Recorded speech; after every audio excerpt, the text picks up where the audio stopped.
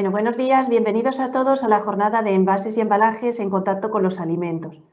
Agradeceros una vez más vuestra participación en las jornadas que llevamos a cabo y agradecer la participación activa de todos y cada uno de los ponentes que nos acompañarán en la mañana de hoy. Como sabéis, las jornadas que llevamos a cabo son grabadas y si no hay inconveniente, cualquier sugerencia, comentario, lo dejamos para el final de la misma. Para ello podéis utilizar el chat de la aplicación. Sin más, lo que voy a hacer es compartir el programa y arrancamos. Pilar, ¿se ve? ¿Sí? ¿Me oyes? Sí. Venga, Lo pues vemos. vamos a ello. Mirad, la jornada sobre envases y embalajes en contacto con los alimentos que llevaremos a cabo esta mañana tiene dos partes fundamentalmente. Una primera parte en la que hablaremos de una introducción del marco de la Unión Europea, de la regulación, de marco legislativo y de casos de éxito. En esta primera parte participaremos Sergio Jiménez en representación de AIMPLAS, José María Ferrer en representación de AINIA y una servidora por parte de KPI Agroalimentaria. En la segunda parte de la jornada tendremos el placer de contar con la participación de IFS. Tendremos a Juan Miguel Montero, consultor oficial de IFS, y contaremos también con la aportación de Daniela Poblete desde IFS Internacional, desde Chile, que hoy nos acompaña también. Veremos con ellos la perspectiva desde IFS Food de evaluación de proveedores de envases y embalajes y tendremos la ocasión de ver también el estándar de IFS PackSecure y la metodología de IFS Global Market PackSecure. Por lo tanto, es una jornada bastante completa que va a hacer un barrido importante desde el marco legal a los requisitos de sistemas reconocidos por GFSI como IFS y creo que merece la pena tanto para aquellos que trabajan en food como aquellos que estáis trabajando directamente con envases y embalajes a nivel de packaging. Bien. Como sabéis, el tema de envases y embalajes se enmarca dentro de otro tema más amplio, que es el tema de sostenibilidad. Un concepto en el que la Unión Europea ha fijado la estrategia para los próximos años y que se fija fundamentalmente en esos 17 ODS. Pero no olvidemos que estos envases y embalajes, además de garantizar y velar por esa sostenibilidad ambiental, económica y social, deberán de trabajar también o velar por esa seguridad alimentaria y prevenir, en cualquier caso, cualquier cuestión de fraude. Por lo tanto, el tema de envases y embalajes tiene bastante camino por recorrer. Sabéis que a raíz de la aprobación del Pacto Verde, la Unión Europea empezó a trabajar y sigue trabajando en dos estrategias. Una estrategia es la de biodiversidad y la otra es la estrategia de la granja a la mesa. Es importante tomar conciencia de toda la labor y de todo el trabajo que está haciendo la Unión Europea en este sentido, porque está considerando que la sostenibilidad es un concepto mucho más amplio que el medioambiental. Está aportando una nueva manera de gestionar el sector alimentario en toda la cadena de suministro. La estrategia de la granja a la mesa lo que ha marcado, entre otras cosas, es una hoja de ruta de todo el marco regulatorio que va a ir cambiando en los próximos años y que afecta a bienestar animal, afecta a etiquetado, afecta a transparencia, pero también afecta a la ley de envases y embalajes. Para 2022 sabéis que la Comisión tiene prevista una revisión de la legislación sobre materiales en contacto con los alimentos, a fin de mejorar la inocuidad de los alimentos, garantizar la salud de los ciudadanos y reducir la huella medioambiental. Entra de lleno sostenibilidad ambiental, económica y social. Por lo tanto, deberemos de estar atentos a ver qué se cuece en 2022, porque la Unión Europea tiene muy claro que este es uno de los temas que tiene que abordar, junto con otros como lo son el etiquetado ambiental y el etiquetado de sostenibilidad. Es decir, no solamente qué contiene el producto, sino también cómo se ha producido ese producto y qué impacto tiene sobre la sociedad. Esto es importante, que vayamos tomando conciencia de que no es opcional, de que hay un movimiento firme por parte del marco regulatorio para trabajar en productos más seguros, pero también sostenibles. Y ahí entra de lleno la parte de envases y embalajes. Bien, como os decía, este tema entra de lleno en la parte de sostenibilidad, pero no únicamente medioambiental, sino que entra de lleno también en la estrategia de negocio de la empresa, entra de lleno en lo que se llama la parte de sostenibilidad económica del sector alimentario. Envases y embalajes entra a formar parte de un concepto que es el concepto de economía circular. Se ve estrechamente ligado a este concepto. En economía circular, como sabéis, desaparece el concepto de residuo y todo recurso es nutriente. ¿Por qué es importante este tema? Pues entre otras cosas porque existe la necesidad de reducir la dependencia que tenemos de materias primas, de importación de materias primas por terceros países. Y esto es algo que está muy encima de la mesa en materia de envases y embalajes, junto con el tema de reducción de residuos, de gestión medioambiental. Por lo tanto, estaremos hablando de envases y embalajes y estaremos hablando de un impacto ambiental, económico y social, además de garantizar la seguridad alimentaria y prevención del fraude. Desde el sector alimentario, desde la industria alimentaria, actualmente existen diferentes estrategias puestas en marcha y políticas encaminadas a la gestión ambiental y a la gestión efectiva de los residuos. Actualmente se está trabajando sobre todo bajo el marco de lo que se llama las 3 Rs, reciclaje, reutilización y reducción, de todo lo que es esos residuos que generan los envases y los embalajes. Reciclaje en la industria alimentaria, sabéis que se está fomentando la utilización de materiales de fácil reciclado y la generación de un sistema de recogida, clasificación y reciclado, ¿vale? Ahí entra de lleno todo este tema de Ecoembes.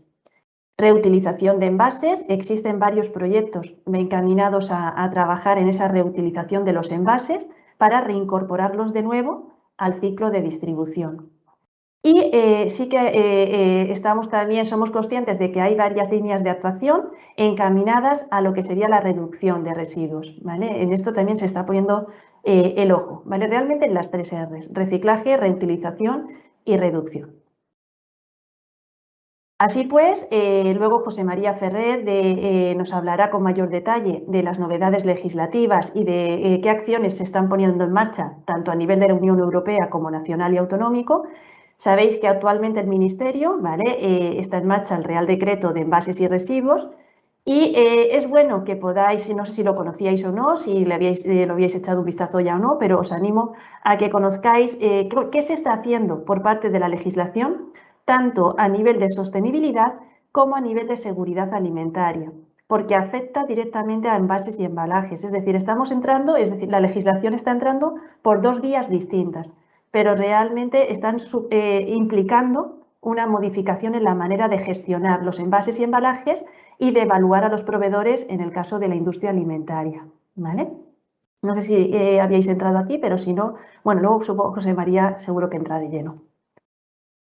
En definitivas cuentas, lo que quería comentaros hoy es cómo está abordando la industria alimentaria el tema del packaging, es decir, envases y embalajes entra a formar parte de la estrategia de negocio de la empresa. Nosotros actualmente, cuando trabajamos y apoyamos al sector alimentario desde ese punto de economía, de sostenibilidad económica, abordamos el desarrollo de las personas y la mejora de productos y procesos, pero también entramos de lleno en cómo están gestionando esos envases y embalajes. Packaging sería nuestra cuarta P dentro del apoyo que estamos haciendo de mejora, ¿no? De mejora continua de la industria alimentaria. Es lo que se llama la visión sistémica, es decir, todos los elementos están afectados entre sí y se ven también influenciados por el entorno, ¿vale?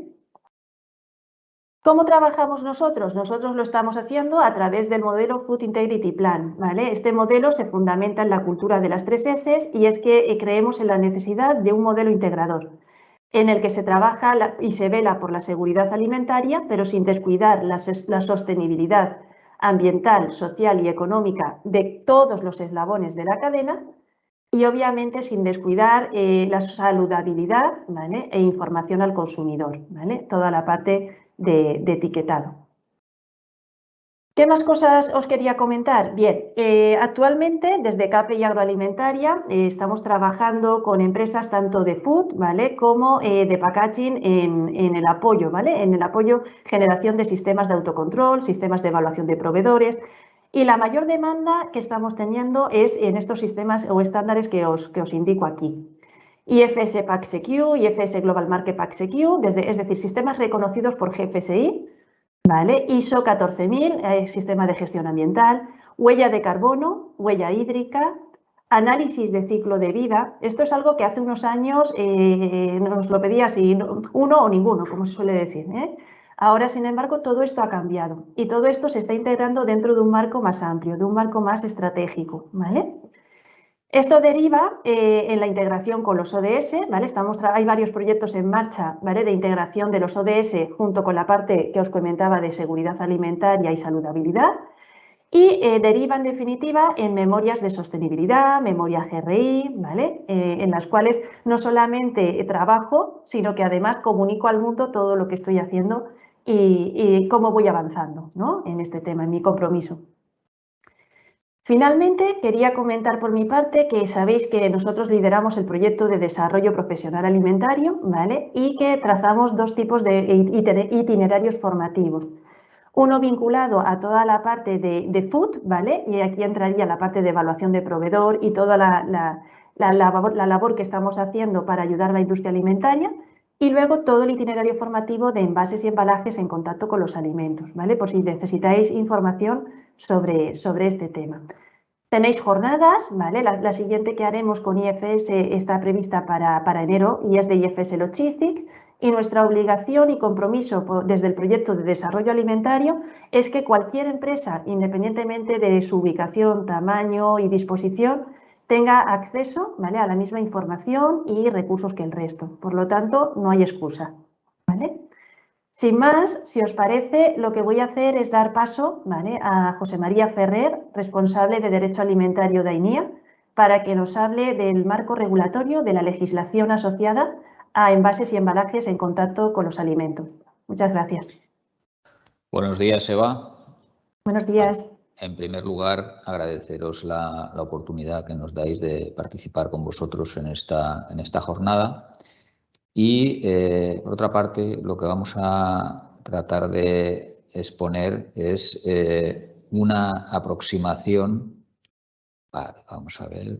Bien, como os decía y como has adelantado tú, Eva, la presentación que os voy a facilitar hace referencia al marco regulatorio en materia de envases y también los materiales en contacto con los alimentos. En esta breve aproximación lo que tratamos es de aproximarnos, valga la redundancia, a lo que está por venir tanto a través de la futura ley de residuos como de su desarrollo en el Real Decreto de Envases y Residuos de Envases, y también haremos un breve comentario sobre la hoja de ruta de la Comisión Europea en relación con los materiales en contacto con los alimentos. Entonces, la revisión que vamos a ver es sobre lo que esperamos que acabe siendo legislación, pero que a día de hoy todavía está en fase de desarrollo. Confío que la parte de la ley de residuos pues en breve esté, o sea, porque esto lleva ya bastante tiempo. Todo ello se origina en algunas directivas comunitarias que os voy a mostrar ahora para que veáis el mapa de lo que tenemos en ese sentido, y a partir de ahí pues algunos de los aspectos más relevantes que nos podemos encontrar. Este mapa que os mencionaba se traduce en este esquema que podemos ver aquí, un momento, en el que fijaros que podemos observar que partiendo de lo que la Comisión Europea denomina el paquete de economía circular, bueno, pues tenemos distintas disposiciones en las que se ha regulado o que de alguna manera van a incidir en cuestiones de las que nos ocupan hoy aquí, es decir, el tema de envases y residuos de envases principalmente. Daros cuenta que tenemos, por una parte, la cuestión relativa a la famosa directiva SUP o la directiva 904 del 2019 sobre los plásticos de un solo uso, pero también ha habido modificaciones en estos últimos años de la directiva de residuos o de la directiva de envases, que eso dio lugar en su momento pues, a la transposición de la correspondiente ley de residuos, la ley 22/2008, o de la ley de envases y residuos de envases, ley 11 del 97, que como vemos aquí, se derogarán, hablamos aquí de derogación, pero serán derogadas por el proyecto de ley de residuos y suelos contaminados y también por el proyecto de Real Decreto de envases y residuos de envases. Con lo que veremos que se habrá producido pues, esa transposición tanto de la Directiva 904 como de las Directivas 851 y 852 del 2018, que son a día de hoy las que fundamentalmente componen este puzzle que podemos ver aquí y que en cuestión de poco tiempo pues, nos marcará la legislación en este ámbito. Ahora, entrando un poco en qué nos van a traer esos cambios legislativos, pues voy a comentar algunos de los aspectos que consideramos más destacables o que creo que hay que tener presentes para cuando esa legislación pues, sea una realidad. Los objetivos generales que la ley nos plantea, que el proyecto de ley de residuos para hablar con propiedad nos plantea, pues tenemos por una parte toda una cuestión que está muy vinculada también a algo que ya se ha mencionado con anterioridad por parte que ha mencionado Eva, que es toda la parte relacionada pues, con economía circular o con protección del medio ambiente, como podéis ver en los primeros puntos de los objetivos de este proyecto de ley, y también, obviamente, a todo lo que es la reducción del impacto que tienen los productos de plástico en el medio ambiente y la revisión en general de todo lo que es la gestión de residuos o el establecimiento del impuesto sobre los envases de plásticos no reutilizables. Además de plantearnos estos objetivos generales, el proyecto de ley plantea algunos objetivos concretos y cuantificables y medibles que tendremos que ver, o sea, porque aquí estamos hablando a futuro, de unos planteamientos que se hace el legislador fundamentalmente, como podéis ver, pues la mayor parte de ellos con un escenario 2025-2030, la mayor parte de los casos, y en los que se ha de lograr una reducción importante tanto del peso de los residuos que se produzcan como de la comercialización de determinados productos de plásticos de un solo uso. O sea, eso tiene que ir bajando. La recogida separada de botellas de plástico y la reutilización y el reciclado de residuos municipales. Es decir, aquí hay unos objetivos que tendremos que ver si se logran y que están planteados a futuro por parte del proyecto de ley de residuos. También vemos que es importante que los operadores conozcan y tengan en cuenta el planteamiento que hace el proyecto de ley en cuanto a lo que llama la jerarquía de residuos y que esto es algo que se va a aplicar y que podemos decir que es este triángulo invertido, pues nos da un poco el orden de esas prioridades, es decir, lo que menos debería... La última opción es la eliminación. Deberíamos, antes de eliminar, pues pensar si se pueden valorizar, si se pueden reciclar, si hay alguna posibilidad de preparación o prevención. Es decir, todo eso, como dice el artículo 18 de la futura ley, pues debemos tenerlo en cuenta.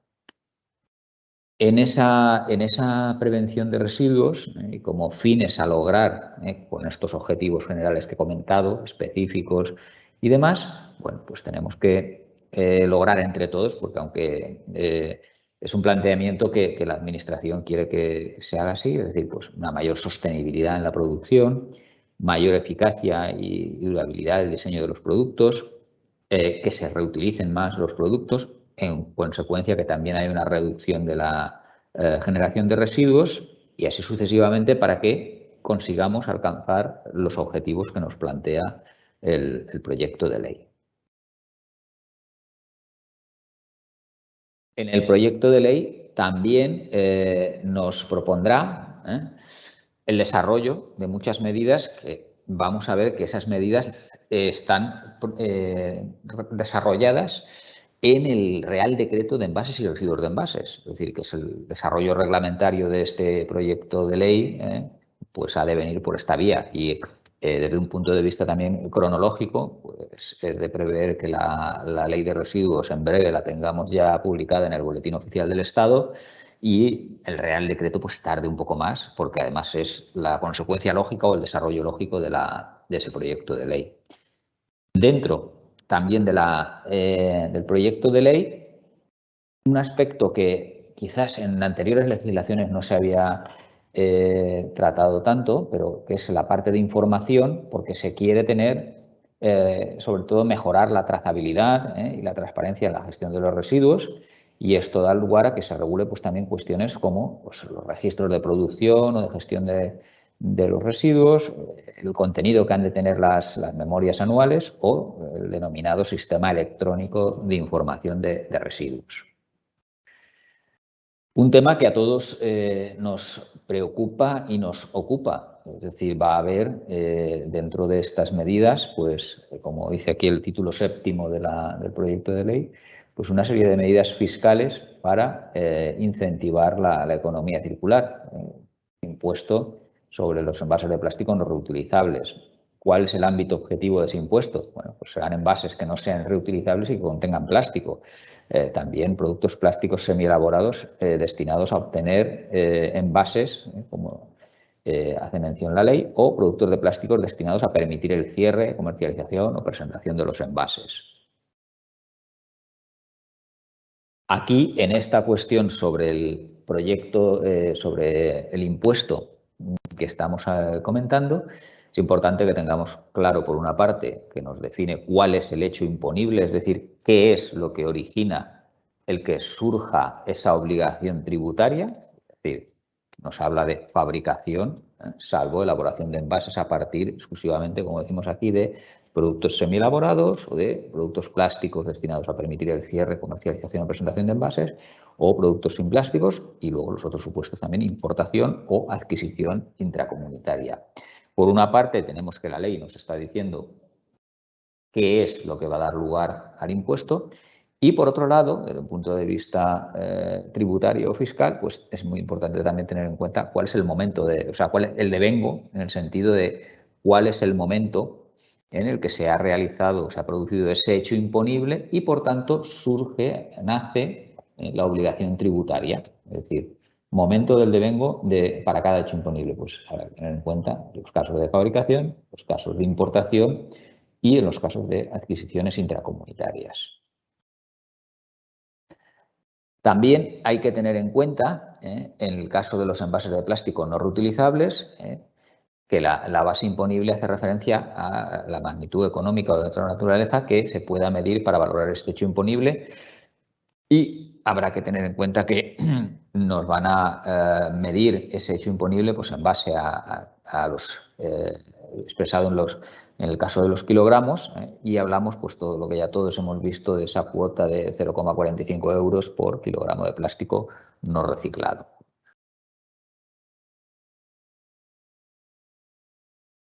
Cuando se apruebe la ley, posteriormente, como os decía, tendremos la aprobación del Real Decreto de Envases y Residuos de Envases. En este desarrollo de la legislación, ahí como objetivos principales lo que encontraremos es también en la misma línea que veíamos en el proyecto de ley, pues las cuestiones relacionadas con el medio ambiente, con la reducción de generación de residuos, eso es algo común.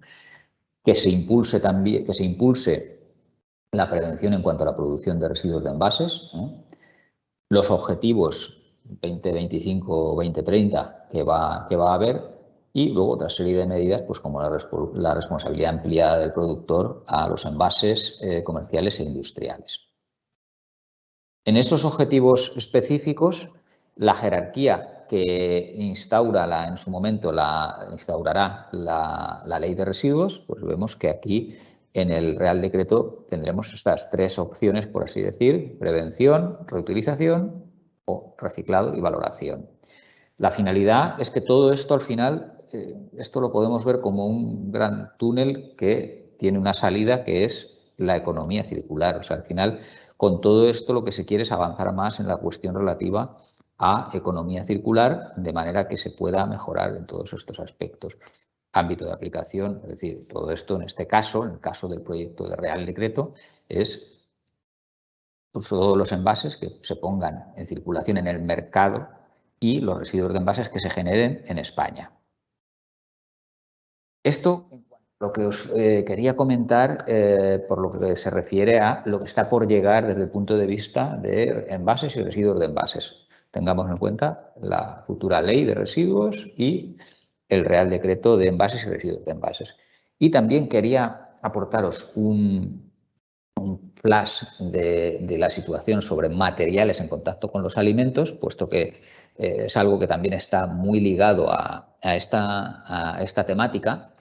Y en ese sentido, lo que os voy a comentar es que, a ver, el reglamento 1935 del 2004, como digo aquí, a revisión, es decir, es un reglamento que estamos hablando ya a día de hoy, de hace 17 años, ha cumplido, vamos a decir, que su labor de ser el reglamento marco en materia de materiales en contacto con los alimentos, pero si bien ha cumplido esa labor, también ha adolecido, vamos a decir que, de cierta profundidad o cierto desarrollo en muchos de los materiales que en el anexo se contemplaban. Todo desde ese punto de vista, la Comisión Europea lleva ya tiempo, yo diría que varios años, dándole vueltas a este tema.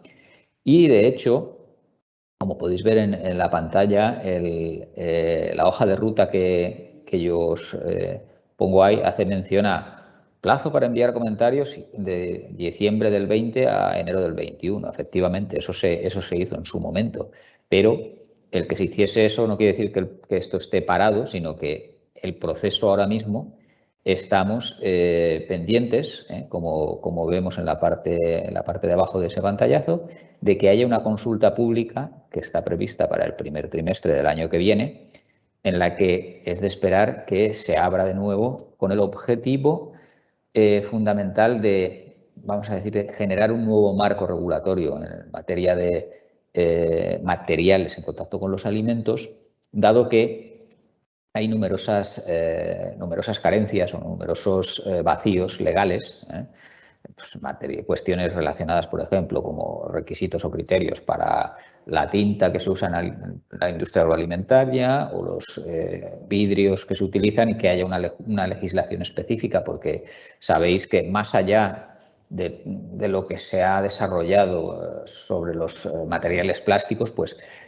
sigue siendo necesario que se desarrollen más cosas. Entonces, en ese sentido, lo primero que tenemos que esperar, como os digo, es esta consulta pública para el primer trimestre del año que viene, y una vez que eso suceda, esta es la hoja de ruta. O sea, esto la Comisión lleva tiempo trabajando en esto. Espero y confío que cumplan esta hoja de ruta. Me gustaría que fuera más rápido, pero bueno, ellos plantean que se hará esa consulta pública y que la adopción por parte de la Comisión, como veis aquí, pues está prevista para el segundo trimestre del 23. O sea, todavía nos quedan un año y pico, nos quedaría hasta que viésemos esa regulación. Vamos a confiar en que para 2023 pues haya una nueva regulación, que todos estos aspectos que de los últimos años hemos visto que no están regulados en relación con materiales en contacto con los alimentos, o que más que no están regulados, están regulados de una forma demasiado genérica y no nos ayuda a todos los agentes del sector, pues que veamos que eso se resuelve. Y un poco lo que os quería comentar eran estos aspectos. Ya os digo, tenemos que estar ahora muy atentos, por una parte, a la publicación de la ley de residuos. Poco después espero que se publique el Real Decreto de envases y residuos de envases, y los temas sobre materiales en contacto con los alimentos serán temas que van a ir más a largo plazo. Vamos a decir que a largo plazo en el sentido de que por lo menos yo creo que hasta dentro de mínimo un año y medio o 2 años no creo que veamos novedades legislativas en ese sentido. Muchas gracias. Cualquier duda o cuestión, pues estoy a vuestra disposición para verlo en el momento en que sea oportuno. Gracias, José María. Muchas gracias. A ver, momento, que dejemos de compartir. Vale, perfecto. Vale, ya está. Genial, gracias. Bueno, ahora vamos a dar paso a Sergio Jiménez. Sergio Jiménez, director de negocio de Implast, que nos va a hablar de casos de éxito que tenemos en el sector alimentario. Sergio, te doy paso. Hola Eva, muchas gracias. A ti. A ver, voy a compartir la pantalla y Creo que ya estoy compartiendo, ¿no? Perfecto. Gracias. Bueno, gracias, Eva. También agradecer a CAPE y a Agroalimentaria la invitación a participar en esta jornada y también felicitarles por toda la organización de la misma. Bueno, en mi caso, una vez expuesto pues, todo el panorama legal que tenemos un poco tanto en Europa como en España en estos momentos, pues pasaba a comentarles ya algunos ejemplos de casos de éxito que se están aplicando en este modelo que acabamos de comentar de economía circular, que viene tanto pues propulsado por las propias directrices de la Comisión Europea como por la propia legislación, como acabamos de comentar. Bueno, este es un poquito el índice que vamos a ver. Nos vamos a centrar fundamentalmente en explicarles el modelo productivo, es decir, un poco cómo se está traduciendo toda esta legislación a nivel de las empresas, de la cadena de valor.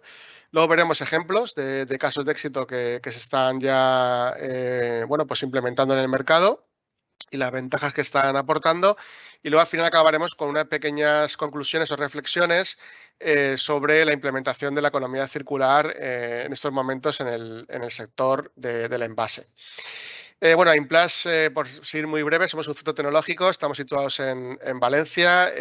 Nuestro ámbito de aplicación son los materiales plásticos. Nuestras instalaciones están en Paterna, en el Parque Tecnológico.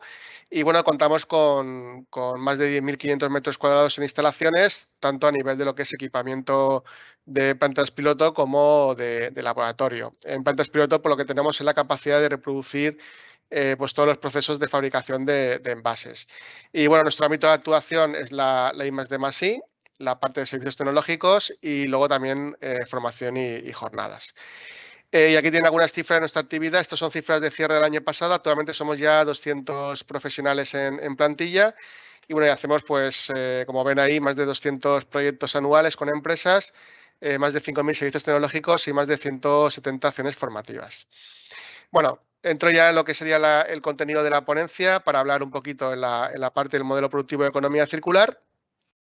Antes de ello, pues sí que me gustaría también recordar los objetivos que vienen marcados a nivel europeo, objetivos de 2030, pues que de alguna manera han establecido la prohibición y reducción de ciertos artículos de un solo uso, que también produce cierta confusión muchas veces el concepto de un solo uso, ¿no? Porque, un poco por marcarles, la prohibición y la reducción está sobre todo focalizada al producto plástico que tiene un tiempo de vida muy corto y que lo tenemos más en la mente de usar de manera muy rápida y tirar, ¿no? Pues pienso, por ejemplo, en un cubierto, por ejemplo, de plástico o en un plato de plástico, los vasos, que ahí sí que ahí va por la vía de la reducción, pero no tanto en lo que conocemos más como el envase, que aporta pues todas las ventajas, ¿no? de protección, de conservación del alimento y que le da también un valor añadido y un componente técnico al alimento. Esto es porque estos envases, por supuesto, a nivel de análisis de ciclo de vida se posicionan muy bien. Al final lo que hacen es pues tener buenos resultados en impacto ambiental frente a otros, frente si no tuviéramos estos envases, ¿no? Para poderlos envasar. También, por otra parte, los envases van a tener que ser todos reciclados de modo rentable. ¿Esto qué implica? Pues implica que tendrá que haber una industria del reciclado que canalice todos los residuos que generamos. Con lo cual, es fundamental desde el punto de vista del diseño ya pensar en cómo vamos a reciclar, no tanto o no solamente únicamente para que el producto sea reciclable, sino también para que haya un sistema de gestión y una industria que se encargue de que esto sea reciclable, ¿no? y de que realmente se consiga el reciclado. Luego también otro de los objetivos es que los productos deben de contener plástico reciclado. De hecho, en el proyecto del Real Decreto ya se han establecido porcentajes que debe de contener según el tipo de plástico. Estamos hablando que son porcentajes alrededor del 30%, y esto va a ser también muy importante porque en función de ese contenido reciclado, pues también voy a pagar más o menos impuesto y pagar más o menos también gestión, ya que también se va a implementar la ecomodulación y, por tanto, también pues el hecho de que pongamos plástico reciclado, cumplamos los límites y los superemos, va a tener también prestaciones económicas a la hora de tener un envase más económico, ¿no? Porque vamos a tener menos impuesto y vamos también a pagar menos tasa de gestión. Y luego también, y este es el punto que quería también centrarme, que también el objetivo al final también es buscar materiales que puedan ser más innovadores y más sostenibles, Pero aquí siempre fija muy claramente las directrices de la Unión Europea, siempre que se haya probado claramente que son más sostenibles en comparación con materiales alternativas no renovables. Esto es muy importante porque actualmente con la campaña de desprestigio que tiene el plástico parece que cualquier cosa que no sea plástico es mejor. Y ese no es el camino. O sea, el camino al final lo que estamos hablando es de buscar lo que es mejor para el medio ambiente. Y al final los materiales son un medio. En algún caso, pues mi huella de carbono me dirá que los plásticos son mejores y en otro caso me dirá que son otros materiales. Y entonces los materiales tenemos que utilizar siempre con el objetivo de obtener un impacto, de un mínimo impacto ambiental en el medio ambiente, ¿no? Bueno, ¿qué estamos haciendo, qué están haciendo las empresas en este panorama de economía circular? Bueno, fundamentalmente lo primero es empezar con el tema del ecodiseño. Aquí se trabaja, pues, en utilizar la mínima cantidad de materiales posibles, en optimizar, por ejemplo, en los materiales multicapas, reducir capas o que sean materiales monocapa, que sean materiales monomateriales, que no sean multimateriales. Es decir, el ecodiseño es una etapa crítica a la hora de poder también trabajar desde el punto de vista de la eficiencia de los recursos y también diseñar para reciclar posteriormente, es decir, coger esos materiales que luego sé que va a haber una industria del reciclado posterior y que lo voy a poder valorizar. Con lo cual, el tema de ecodiseño es un punto crítico en lo que es el trabajo en el desarrollo de envases. Obviamente, con este ecodiseño vamos a seleccionar una materia prima, lo vamos a fabricar o tendremos un producto que vamos a distribuir y llegar al consumidor. Y aquí en el consumidor es donde llega el segundo punto importante desde el punto de vista del modelo de negocio de economía circular, que pasaría por ir por la vía de la reparación y de la reutilización. En el caso de envases, la reparación quedaría un poquito de lado, no tiene tanto sentido, pero sí la vía de la reutilización. Y en este sentido ya se está trabajando ya en muchos proyectos de materiales plásticos para que sean reutilizables y puedan entrar en un sistema de devolución y retorno, por ejemplo, para su reutilización. Aquí, por ejemplo, vemos también otra vía de negocio muy importante. Al final, lo que intentamos hacer en la economía circular es que los recursos estén en el círculo de consumo el mayor tiempo posible. Entonces, con lo cual es uno de los objetivos críticos. Obviamente, después del consumo, vamos a tener un residuo. Ese residuo, al final, lo tendremos que separar y aquí es donde empieza la vía del reciclado. La vía más inmediata es el reciclado mecánico. El reciclado mecánico, por definirlo de una manera muy sencilla, lo que trata es de coger ese material plástico, triturarlo, lavarlo y en algún caso también hay algún proceso de descontaminación, por ejemplo, cuando vamos por aplicaciones alimentarias y ponerlo ya de nuevo como una materia prima de partida.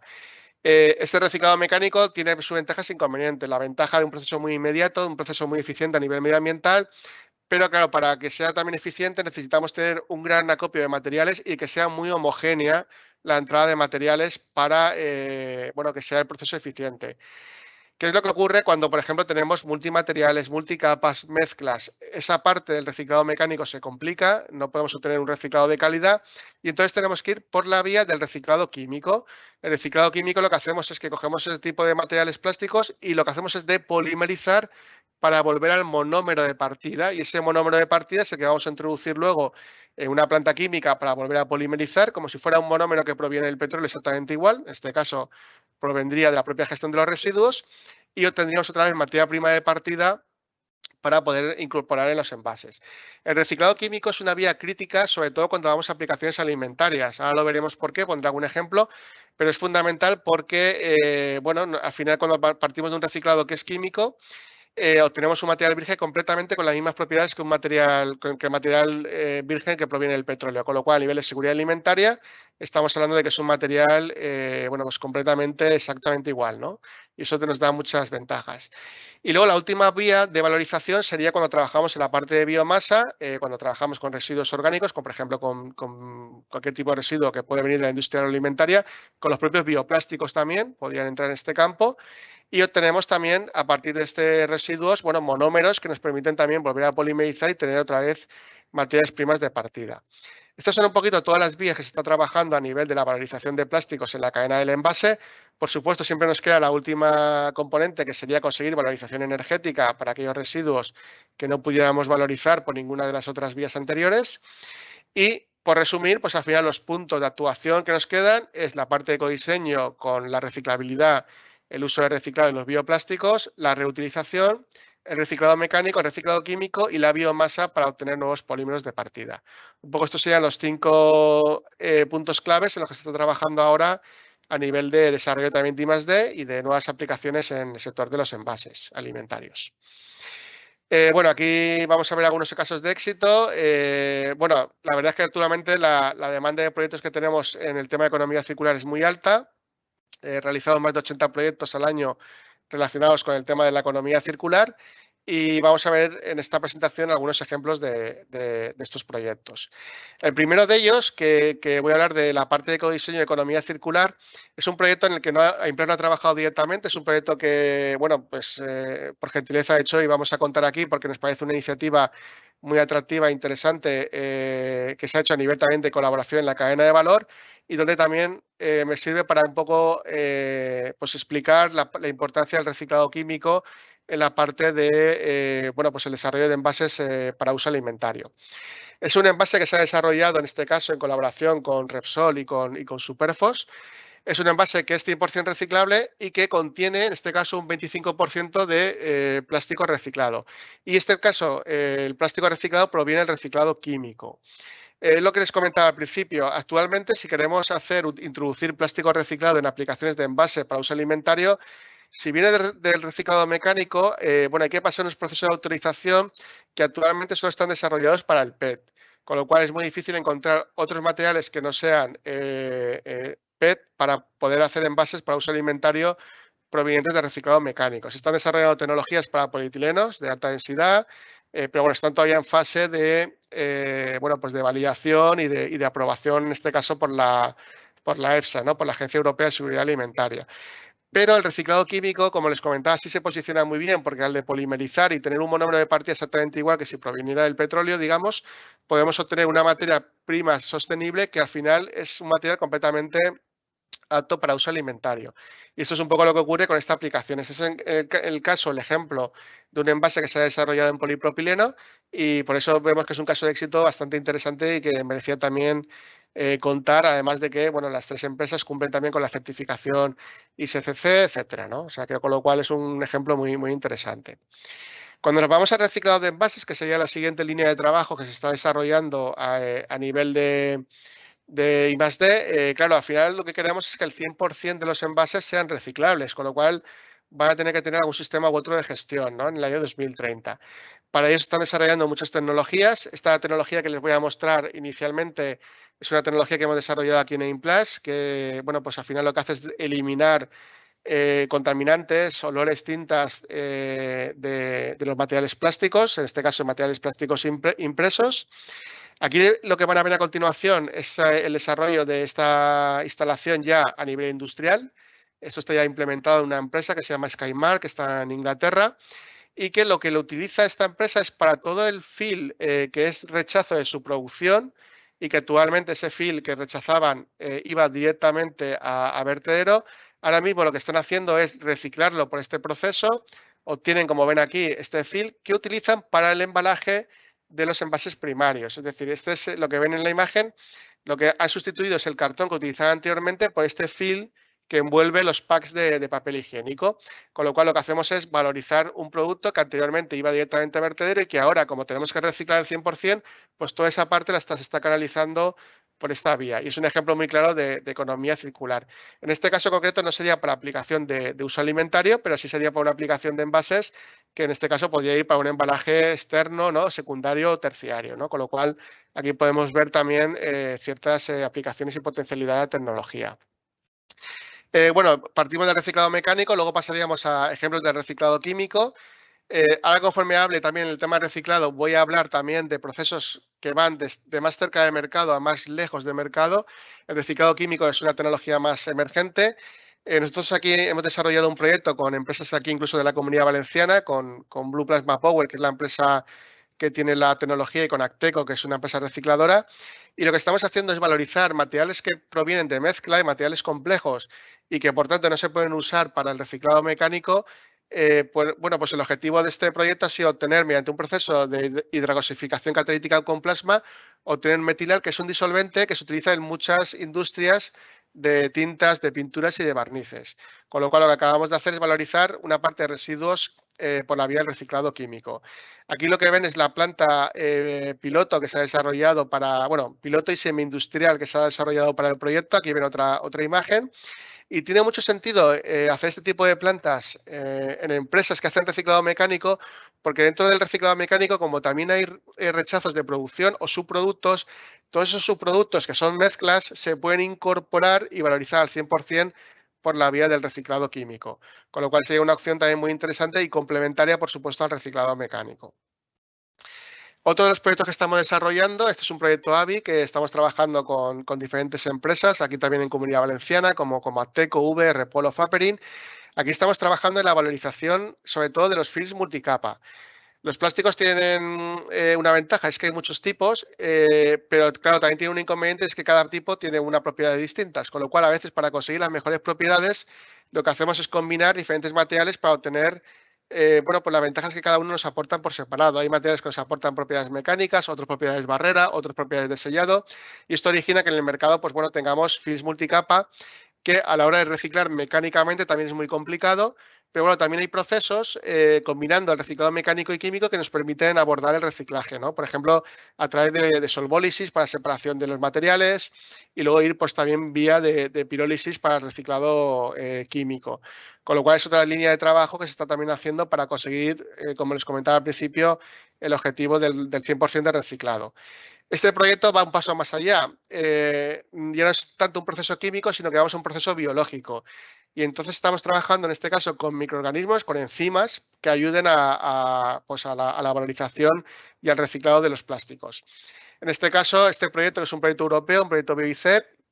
Estamos también trabajando primero en hacer un proceso previo de tratamiento de los plásticos para hacerlos más accesibles a los microorganismos, con lo cual, mediante procesos como la degradación térmica por microondas, CO2 supercrítico, extrusión reactiva, conseguimos desestructurizar lo máximo físicamente los plásticos para hacerlos luego accesibles a las enzimas que se encargarían ya posteriormente de conseguir degradar los materiales y producir ya sustancias nuevas de partida. Y ya por último, y así ya el último paso, mucho más lejos de mercado, pues hacer un proceso similar, pero en este caso con insectos. Y utilizamos los insectos también para conseguir la degradación de los materiales plásticos. También trabajamos luego la extracción de los enzimas que provocan esa degradación, pues para crear luego cepas ad hoc, ¿no? para la valorización de los plásticos. Bueno, aquí han visto un poco un repaso desde reciclado mecánico hasta reciclado químico vía, ¿no? con insectos, de acciones de I+D que se están haciendo en estos momentos, algunas ya en mercado, como les ponía el ejemplo, el reciclado mecánico, y otras todavía en proceso. Bueno, otro de los puntos importantes sería la parte de los materiales biodegradables. Aquí les he puesto un ejemplo muy concreto que sería las mallas que se han desarrollado, en este caso con la empresa, bueno, dentro de un consorcio, pero que las está comercializando la empresa Ecoplas. Y esto es un producto muy crítico porque a nivel de polímero tradicional estas mallas son muy complicados reciclarlas. No se trituran bien en los molinos y tenían mucha dificultad, con lo cual la vía de la compostabilidad pues es un sistema que a nivel de lo que les comentaba antes, de impacto ambiental, de ACV o de huella de carbono, es muy ventajoso. Bueno, estas mallas al final se han conseguido desarrollar bueno, con un material completamente compostable, con las mismas propiedades exactamente que las mallas tradicionales. Lo único es que tiene un pequeño inconveniente, es que cuesta 1 céntimo más que la malla tradicional. Bueno, ese céntimo, por ejemplo, es una barrera actualmente, porque claro, cuando vamos a retail de grande distribución, pues al final ese céntimo se traduce en muchos euros, ¿no?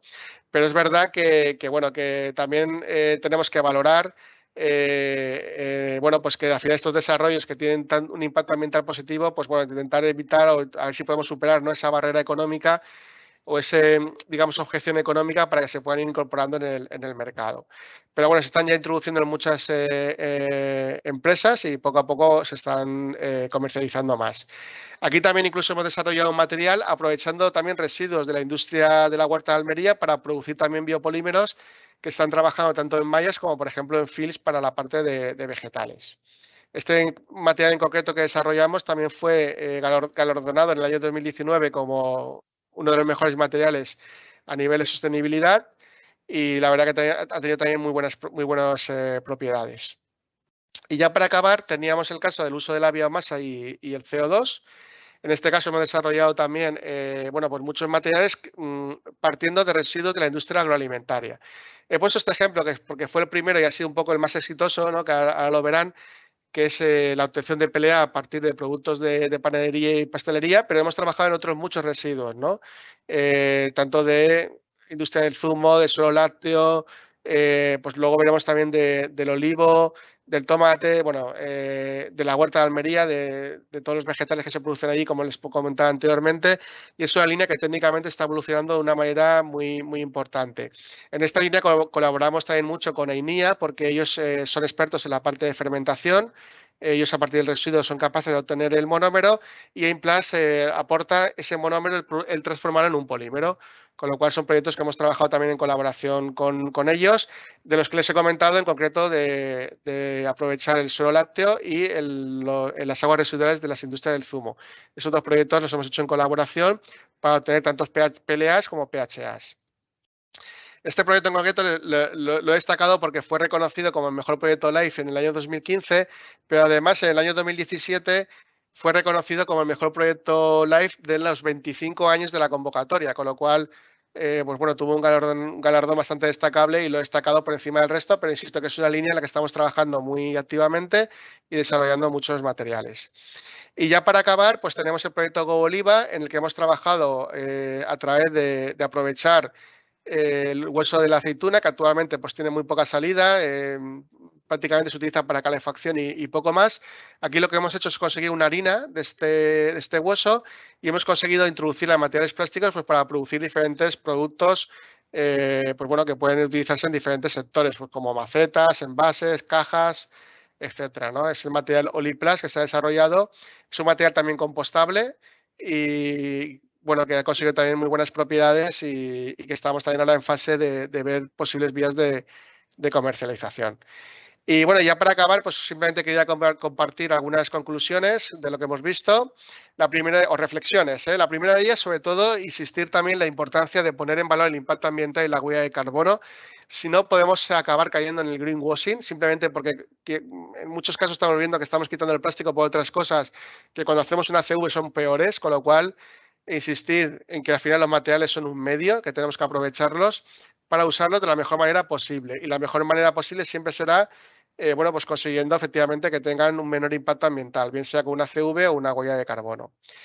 El segundo punto, al final, pues la importancia que tenemos, ¿no?, de reducir el impacto ambiental a través del ecodiseño. ¿Cómo? Pues por supuesto reducir, optimizar los materiales que utilizamos y facilitar la reciclabilidad, incorporar plástico reciclado, bien de reciclado mecánico o de reciclado químico, incorporar materiales sostenibles siempre y cuando pues, el ACV muestren que son la mejor alternativa, o bien, por ejemplo, de fuentes renovables.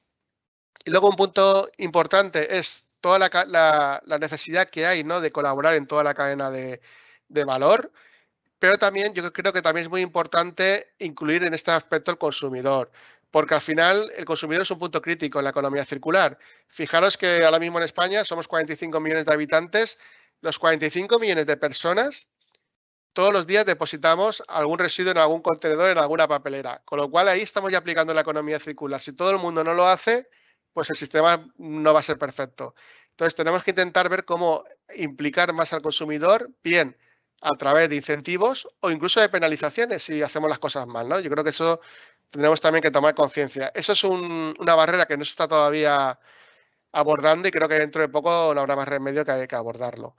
Y luego también para acabar, creo que la certificación es un punto crítico también para tener un aval que demuestre que lo que estamos poniendo en el mercado es sostenible. Porque si no, al final cada uno podemos interpretar la sostenibilidad de una manera distinta y hacerlo de una manera que creemos que es la mejor, pero lo ideal siempre es basarnos en normativas y en entidades de certificación externas que nos digan que efectivamente lo que estamos poniendo en el mercado es mejor a nivel de sostenibilidad. Y bueno, por mi parte era esto, simplemente dar las gracias y bueno, pues luego supongo que estaremos también atentos al turno de preguntas. Muchas gracias, Sergio. Has comentado lo de suero lácteo. Estuve viendo el otro día el proyecto este de Go Orleans, ¿se dice? Es el de, ¿verdad? Que sé que estáis de lleno con ese tema y me parece realmente interesante, tanto ese como el de la aceituna, los dos que habéis comentado. Sí. Luego comentamos hacia el final, ¿vale? De la ponencia. Perfecto. Bien, pues ahora vamos a dar paso al segundo bloque. Vale, el segundo bloque lo vamos a centrar en IFS y vamos a contar en primer lugar con Juan Miguel Montero, consultor oficial de IFS de KPI Agroalimentaria, y después con Daniela Poblete en representación de IFS Internacional para hablarnos de IFS PACSEQ. Juan Miguel, te damos paso. Muy bien. Hola, buenos días a todos. Voy a compartir la pantalla. Vamos a ver. ¿La veis? Sí. Sí. Bueno, Ahora pues como ha comentado Eva, mi parte está un poco enfocada ya a IFS, en principio a lo que basándonos en lo que pueden pedir o lo que debemos de tener en cuenta a la hora de homologar a nuestros proveedores de material de envasado. Para hacernos una idea, lo primero que hemos de tener en cuenta es que el envase debemos de tratarlo como si fuese un ingrediente más de nuestro producto. Por lo tanto, hemos de darle la misma importancia que se le puede dar a cualquier ingrediente o materia prima que vamos a utilizar para elaborar nuestro producto. En resumidas cuentas, podemos definir en 3 pasos cómo debemos trabajar a la hora de poder homologar a un proveedor. Lo primero que debemos tener es realizar o mediante un análisis de peligros y una evaluación de riesgos, definir qué tipo de envase es el más adecuado para el producto que vamos a elaborar. Pues teniendo en cuenta pues, las condiciones de almacenamiento, si ese producto se va a cocinar junto con el envase, pues se va a calentar en microondas, etcétera, teniendo en cuenta la vida útil, haciendo ensayos organolépticos, etcétera. De alguna forma, mediante ese análisis de peligros y esa evaluación de riesgos, podremos un poquito determinar cuál es el envase que vamos a utilizar. Otro paso importante es definir claramente y tener muy claro cuál es el envase primario de nuestro producto. Es un aspecto que ahora hay que tener en cuenta porque con la nueva versión 7 de IFS que ha salido y la doctrina que no hace ni un mes se publicó ahora ya en castellano, nos ayuda a tener claro y a tener claro conceptos como lo que es el envase primario. Entonces, es muy importante saber identificar dentro de mi empresa, de mi instalación, cuál es ese envase primario que voy a utilizar. Porque luego nos podemos encontrar con que pues, tenemos un envase que no tenemos la documentación adecuada, porque no lo hemos considerado envase primario y, por lo tanto, pues no tenemos tampoco la trazabilidad de ese envase y, al final, a la hora de una auditoría, pues pueden ser problemas. Una vez hemos identificado ya lo que es el envase primario, hemos hecho esa evaluación de riesgos, ya es cuando podemos realmente realizar esa homologación y posterior evaluación de proveedores. Es decir, yo primero haría una evaluación de riesgos del material de envasado y en base a ese riesgo obtenido de ese material de envasado, a mi proveedor le pediré un tipo de documentación u otro tipo de documentación. Si nos fijamos, adentrándonos un poquito en el primer punto que hemos visto, análisis de peligros y evaluación de riesgos, bueno, pues tenemos un requisito de IFS, el 451, que nos dice justamente eso, es decir, que debemos nosotros de alguna forma determinar los parámetros clave del material de envasado, haciendo ese análisis de peligros y esa evaluación de riesgos, teniendo en cuenta aspectos o conceptos como lo que son ensayos organolépticos, almacenamiento, análisis químicos, migración, etcétera. Esto normalmente suele estar siempre incluido dentro de lo que es el sistema PPDC de la empresa, pues cuando llegamos a la etapa de envasado, pues siempre ahí es donde tenemos incluimos este análisis de peligros y evaluación de riesgos para determinar el material de envasado adecuado. Pero es el primer paso, es decir, yo de alguna forma tengo que saber cuál es el material más adecuado para mi producto y para las necesidades de este producto. El segundo punto que he comentado es definir o conocer perfectamente cuál es el envase primario. Bueno, pues sabemos que IFS, la norma, tiene un glosario donde aparecen definiciones Y ahí viene la definición de lo que es material de envasado primario, que es muy importante que las empresas lo lean y lo entiendan, porque en base a esta definición y en base a la aclaración que nos ha hecho la doctrina, podremos determinar realmente cuál es el envase primario, qué documentación, por lo tanto, voy a tener que solicitar a mi proveedor y qué controles voy a tener que hacer yo pues, en la recepción de ese material auxiliar, etcétera. Por ejemplo, aquí este es el glosario que tenemos aquí, que esto es de la norma de IFS, pero lo que os he comentado, aquí tenemos la doctrina, que conviene recordar también que es necesario y obligatorio que las empresas que estén certificadas en IFS Food la conozcan, la entiendan, porque van a tener que cumplir con lo que pone también la doctrina. Pues aquí en la doctrina hay una aclaración en el anexo 12.2 sobre la definición de lo que es unidad de consumo. Más que nada para que la gente o las empresas tengan en cuenta y conozcan realmente, con los ejemplos que ponen aquí, que son ejemplos muy aclaratorios, lo que realmente es un envase primario y lo que no es considerado un envase primario. Una vez ya tenemos esto, pues haríamos lo que es ya la homologación del proveedor. Es decir, bueno, pues aquí os he puesto unos pantallazos de lo que nos pide la norma IFS Food, que básicamente nos va a pedir que hagamos ese procedimiento para la homologación de proveedores, donde por supuesto incluye o proveedores de material auxiliar del pasado, que controlemos los procesos de compra, que verifiquemos las recepciones de las materias primas de envasado comprados. Es decir, vemos que hay un montón de requisitos en el que el material de envasado hay que tratarlo, como he comentado al principio, o considerarlo como si fuese un ingrediente más de nuestro producto. Y también, por supuesto, como vemos aquí en el requisito 4.6, acordaros también que si tenemos algún proceso que se subcontrata, que lo hace otra empresa externa distinta a la nuestra, y dentro de esos procesos está el envasado y el etiquetado, también tendremos que controlar en todo momento qué tipo de envase se está utilizando en esa empresa que estamos subcontratando ese proceso. Siguiendo ahora ya un poquito con la homologación de proveedores, bueno, pues vamos a ver qué es lo que debemos o tendríamos que pedir a nuestros proveedores. Tenemos el KO número 4 de IFS, donde nos dice que debemos de disponer de especificaciones de todo, es decir, ingredientes, aditivos, materiales de envasado, reprocesos. Por lo tanto, ¿qué es lo que en una auditoría se nos puede pedir? Pues, por supuesto, hablando de material de envasado, pues especificaciones de mi material de envasado, es decir, ¿cuál es tu envase primario? ¿Lo tenemos definido claramente? Sí, es este. Muy bien. Pues vamos a ver las especificaciones de este material de envasado primario. ¿Vale? Luego tenemos el requisito 452, donde nos habla de disponer de certificados de conformidad.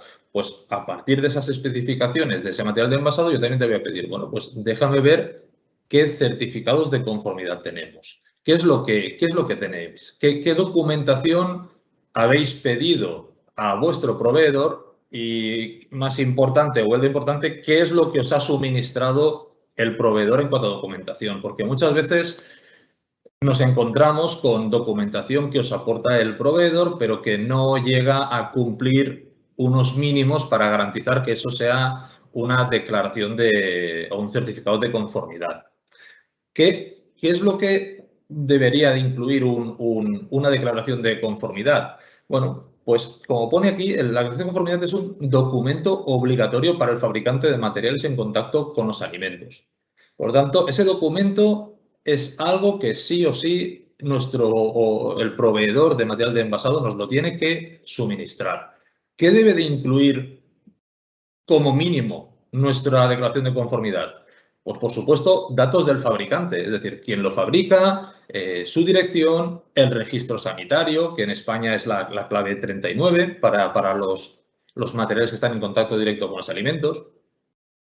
Luego debería indicar también pues, un apartado sobre las regulaciones, es decir, pues listado de legislación, de regulaciones que el fabricante debe de cumplir, la descripción de ese producto, de ese material de envasado, de ese envase, condiciones de uso básicas, los ensayos exigibles y sus laboratorios homologados, es decir, aquí ya entraríamos con el tema de la migración, migraciones, y luego ya tendríamos otros aspectos que siguen siendo importantes, como puede ser otros ensayos adicionales pertenecientes al tipo de producto a nivel funcional, ¿no? Es decir, pues otro tipo de ensayo que se haya hecho pues en base al producto que ese envase va a contener, pues algunos otros ensayos. ¿Qué debemos tener en cuenta nosotros en cuanto a toda esta documentación? Pues es muy importante que el reglamento, hay que tener en cuenta que el reglamento, la legislación actualmente no indica, en el caso de las migraciones, quién debe de realizar las pruebas de migración. Nos dice que debemos de tener ensayos de migración. Por tanto, es muy importante que debemos tener en cuenta que puede darse el caso que si nuestro proveedor no nos aporta esa documentación, esos ensayos de migración, se le puede exigir a la empresa, al fabricante, al que está elaborando el producto, que realice él ese ensayo de migración. Por tanto, es muy importante tener en cuenta que la migración, esos ensayos de migración que se solicitan, pues que nuestro proveedor nos lo debe de aportar, porque si no es así, puede recaer la responsabilidad en el fabricante, en la empresa que tiene la IFS Food, ¿vale? Es importante también recalcar o remarcar que conviene que esas declaraciones de conformidad incluyan algunos ensayos organolépticos, es decir, pues bueno, pues que expliquen un poco que este envase está destinado para este tipo de producto, que se han hecho ensayos siguiendo la ISO 13302, donde de alguna forma te garantiza que este envase para este tipo de producto cumple con estos controles organolépticos. Y también muy importante, que ya lo han comentado antes mis compañeros anteriormente, es fundamental conocer en todo momento la legislación que actualmente tenemos en vigor.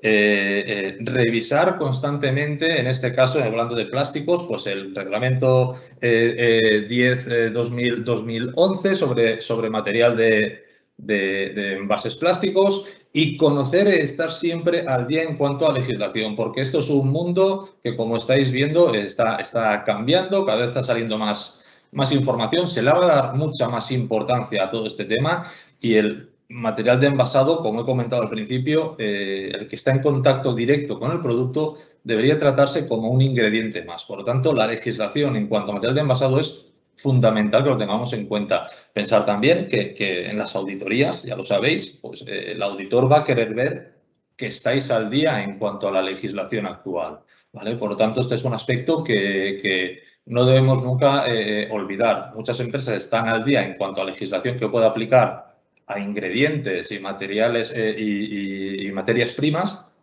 pero por algún motivo descuidan un poquito lo que es la legislación enfocada a lo que es envases, ¿vale? Por lo tanto, es muy importante que esto lo tengamos en cuenta. Y ya por último, recordaros también, hablando un poco de lo que es envases primarios, que para IFS debemos de llevar la trazabilidad de nuestros envases primarios.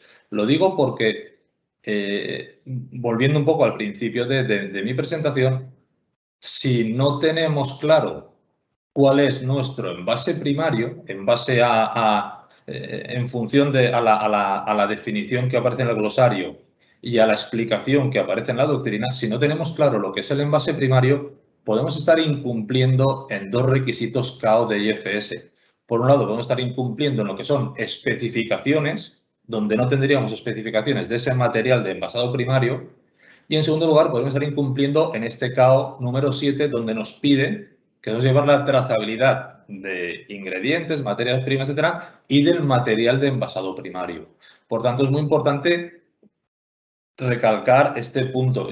Más que nada lo comento porque ya se nos está dando situaciones, empresas certificadas, y que por no tener claro este concepto de envase primario, en las autoridades de certificación han tenido problemas serios, ¿vale? Y ya por último, lo que pone aquí en el cuadro, pues es muy importante también que la documentación que os aporta vuestro proveedor de material de envasado, de alguna forma la podamos trazar o enlazar.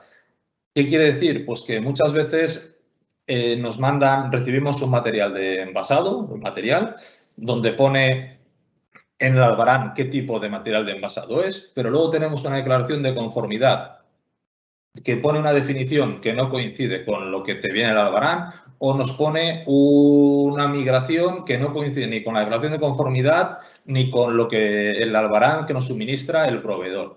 De alguna forma, esos documentos, esa documentación que debéis de pedir a vuestro proveedor y que en las auditorías se os va a solicitar, el auditor debe de poder enlazar y decir, vale, efectivamente, pues esta declaración de conformidad corresponde con este material de envasado y este ensayo de migración corresponde con esto, porque en algún sitio me indica específicamente que esto es para este material, con estas características y estas condiciones, ¿vale? Por eso es muy importante el tema de trazabilidad, tanto de lo que es el material de envasado primario en sí, como lo que es la documentación que se solicita al proveedor, ¿vale?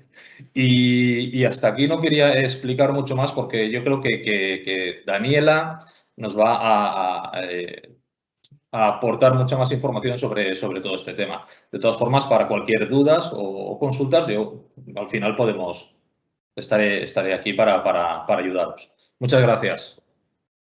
Gracias, Juan Miguel. Vamos a dar paso ahora a Daniela Poblete, en representación de IFS Internacional desde Chile. Buen día. ¿Se ve bien, verdad? Se ve bien, se ve perfecto, Daniela. Perfecto. Entonces, inicio. En primer lugar, quiero agradecer a KPI, a ustedes, la oportunidad de estar hoy día como IFS compartiendo, y también a mi colega Beatriz Torres, representante de IFS en España, por haberme invitado a esta tremenda actividad. Entonces, hoy día yo lo que les quiero hablar un poco es cómo nosotros podemos gestionar los riesgos y avanzar hacia la mejora continua con IFS. Y antes de hablar de IFS, tenemos que ponernos un poco en el contexto de qué es lo que está pasando hoy en día. Hoy en día venimos siendo golpeados, ¿cierto?, con lo que nos ha pasado con esta pandemia del COVID, que ha impactado además en la cadena de suministro a través de, por ejemplo, el suministro de los materiales de envases y embalajes, a través de las prioridades que se han generado. Y en suma a eso tenemos estas otras necesidades crecientes, tanto de cómo gestionamos los envases, hacia dónde vamos, expectativas tanto de clientes, expectativas legales en cuanto a generar envases que sean sustentables, sostenibles, etcétera. Y en paralelo, además, tenemos los riesgos tanto de la industria de envase y embalaje propiamente tal, pero también aquellos riesgos del eslabón de la cadena que sigue, por ejemplo, las industrias de alimentos, ¿sí? Entonces, si yo como industria de, supongamos, empresa de alimentos, no trabajo con un proveedor que tenga un buen sistema para gestionar sus riesgos, el riesgo yo lo tengo que asumir como empresa de alimentos, ¿sí? Y son riesgos que generalmente no son visibles, porque al momento de ingresar una materia prima a mis instalaciones, al momento del ingreso, ustedes bien saben que los muestreos son aleatorios. Nosotros no muestreamos todos los lotes por un tema de eficiencia, recursos, etcétera. Por lo tanto, cuando yo me doy cuenta de los problemas, cuando entran a mi proceso y tengo tiempos muertos de línea, o finalmente cuando tengo problemas funcionales con el producto, que la tapa no cierra, que hay rebaba y genera corte en el consumidor, o que, por ejemplo, que el espesor del material de envase era distinto y resulta que tengo problemas con las mordazas en las selladoras, en fin. Entonces, en este sentido, ¿cómo nosotros podemos tener organizaciones o empresas que sean resilientes a los cambios, que realmente aporten a la continuidad de mi negocio y además generen productos confiables? Y la base de eso es la información. La información es la que a mí me permite, la información de mis productos, de mis procesos, de mi desempeño, del desempeño de mis procesos, es lo que me permite a mí tomar decisiones basadas en la información de la organización que yo realmente hoy día tengo. Esa información es la que me permite a mí tomar medidas para hacer más eficientes y eficaces mis procesos. Esa información es la que me permite a mí poder mejorar estos procesos para realmente ofrecer productos confiables, para apuntar hacia la mejora continua. En cuanto a los riesgos, para saber dónde están aquellos riesgos que son mayores para mí y en esos poder invertir, hacer mayores inversiones en cuanto a mejora, en cuanto a efectividad y quizás reducir aquellos que ya no representan un riesgo, pero todo eso se logra con información, ¿sí? Y es ahí donde cuando nosotros hablamos de la información y tener un sistema de gestión que también aborde los riesgos y que también aborde las necesidades de los clientes, que son no solo las necesidades, las expectativas, sus requisitos, y cuando hablo de clientes, en realidad, más que clientes, de todos los stakeholders en general, qué es lo que está pidiendo la legislación hoy en día, hacia dónde vamos. Efectivamente, un sistema de gestión bien implementado, adecuado al tipo de producto y a los tipos de procesos que yo tengo, con enfoque en mis riesgos, en verdad me sirve. Pero, ¿cuál es el problema? ¿Qué es lo que se plantea en las empresas? Bueno, ¿y yo cómo avanzo con esto de la implementación? ¿Qué recursos puedo usar? ¿Quién me apoya con esto? ¿Qué es un análisis de riesgo? ¿Cómo yo hago un análisis de riesgo que sea sostenible, que sea útil realmente para mí en el tiempo, que se adapte a los cambios que hoy día tenemos, tanto de mercado, como de riesgos, como de peligros emergentes, como cambios en la legalidad, etcétera? ¿Dónde busco información técnica? Sabemos que, sobre todo para temas de envases y embalajes, no es tan fácil y hay una brecha entre el conocimiento de las empresas de envases y embalaje y las empresas que son usuarias de estos envases. ¿Cómo yo acorto esa brecha? ¿De dónde cómo puedo establecer canales de comunicación entre manufacturador y mi cliente, en este caso en el modelo de empresas B2B? ¿Cómo yo establezco este puente para que hablemos en el mismo idioma? Y ahí es donde aparece esto de la certificación. Y la empresa también se pregunta, bueno, ¿y vale la pena certificarme? ¿Qué beneficios hay? ¿Quién me acompaña en este proceso? ¿Yo cómo lo hago? ¿Cómo yo puedo plantear una certificación que no se me caiga al año? ¿Sí? ¿Por dónde empiezo? Y es ahí en donde nosotros, como IFS, hemos desarrollado estos programas Global Market. Los programas IFS Global Market, yo hoy día en lo particular me voy a enfocar en los materiales de envase y embalaje, que es lo que nos convoca. Sin embargo, los programas Global Market nosotros tenemos para aplicación de empresas de alimentos, empresas de HPC, ¿sí? Y también empresas logísticas. Entonces, en este enfoque de tener un sistema de gestión de calidad y seguridad, aquí lo importante es entender el por qué o el para qué. El para qué más importante es porque finalmente yo tengo que reducir mis riesgos, los riesgos de mis procesos, reducir los riesgos hacia los clientes, proteger a los consumidores, los que finalmente van a ser usuarios de mis productos, cumplir con las obligaciones legales, cumplir con las expectativas de clientes, porque finalmente eso es lo que va a mantener mi negocio a flote o va a hacer que mi negocio prospere. ¿Qué beneficios nosotros hoy día tenemos al implementar, ya sea a través de Global Market, que ya les voy a explicar de qué se trata, que es el paso a paso de implementación, ¿no? Y de finalmente de llegar hacia un paso más allá, que es la certificación? Hay un porcentaje importante de retención de clientes, porque, insisto, las necesidades de nuestros clientes van cada vez más en aumento, de tal manera de que yo sea capaz de garantizarle a este cliente que puedo entregar productos confiables, que tengo un sistema que me va a permitir entregar productos confiables. También el hecho de la certificación hoy día es una barrera comercial. Hay empresas que no trabajan con proveedores que no estén certificados, por lo tanto, estar certificado abre oportunidades comerciales. Me permite también reducir los riesgos, ¿sí? Tener un sistema bien implementado a la medida en función de mis riesgos, me permite tener mejoras en producto, mejoras en procesos, puedo aumentar mis eficiencias operacionales, puedo generar reducción de desperdicios y finalmente también, muy importante, disminuir los costos de no calidad y partir por hacerlos visibles, ¿no? Porque muchas veces las empresas generan estos costos de no calidad, pero ni siquiera saben que los tienen. Entonces, ¿de qué se trata IFS Global Market? IFS Global Market es una herramienta que me permite a mí poder implementar un sistema de gestión de calidad y seguridad del producto de manera paulatina. En eso consiste en un programa en que yo voy implementando año a año cierta cantidad de requisitos y esto me permite en un plazo de 3 años alcanzar la certificación, en este caso del IFS PackSecure. ¿Sí? Ahora, ¿para qué me sirve esto a mí? Los programas Global Market sirven para 2 cosas. Primero, para yo como empresa, suponte yo soy empresa de material de envase y embalaje, poder avanzar de manera paulatina, ¿cierto?, hacia una implementación de manera de que efectivamente el sistema esté incorporado en mis procesos, esté incorporado en el quehacer de las personas y no en un departamento de calidad, ¿cierto?, que finalmente, o lo que pasa cuando uno implementa de forma acelerada, ¿no?, que finalmente calidad es el que se hace cargo de todo, la persona calidad súper estresada antes de la auditoría porque tiene que responder a todo, y no es eso lo que realmente mantiene un sistema vivo en el tiempo, sino que se genere esto de que los procesos se generan con calidad, legalidad, inocuidad, porque la gente que está a cargo de esos procesos es responsable y consciente del impacto que tienen en la generación de un producto confiable. Pero para poder lograr eso lleva tiempo. Por lo tanto, me sirve a mí como empresa este programa para poder implementar requisitos y más que requisitos, poder implementar un sistema que me ayude a tener productos confiables en el tiempo.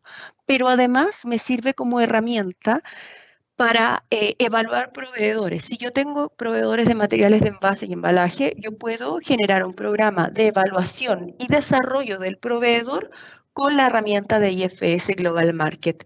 Por lo tanto, el para quién es para las empresas que generan o elaboran materiales de envase y embalaje, y también para empresas de alimentos como productores directamente de alimentos o retail, por ejemplo, que deseen desarrollar a sus proveedores de envases y embalajes y además en paralelo evaluarlos para ir monitoreando, ¿cierto?, cuál ha sido su nivel de avance en el tiempo hasta que puedan llegar a la certificación. Entonces, cuando hablamos de los pasos de desarrollo, ¿de qué se trata esto? Es un checklist, parten con un checklist que tiene ciertos requisitos en nivel básico, ciertos requisitos de nivel intermedio, ¿cierto?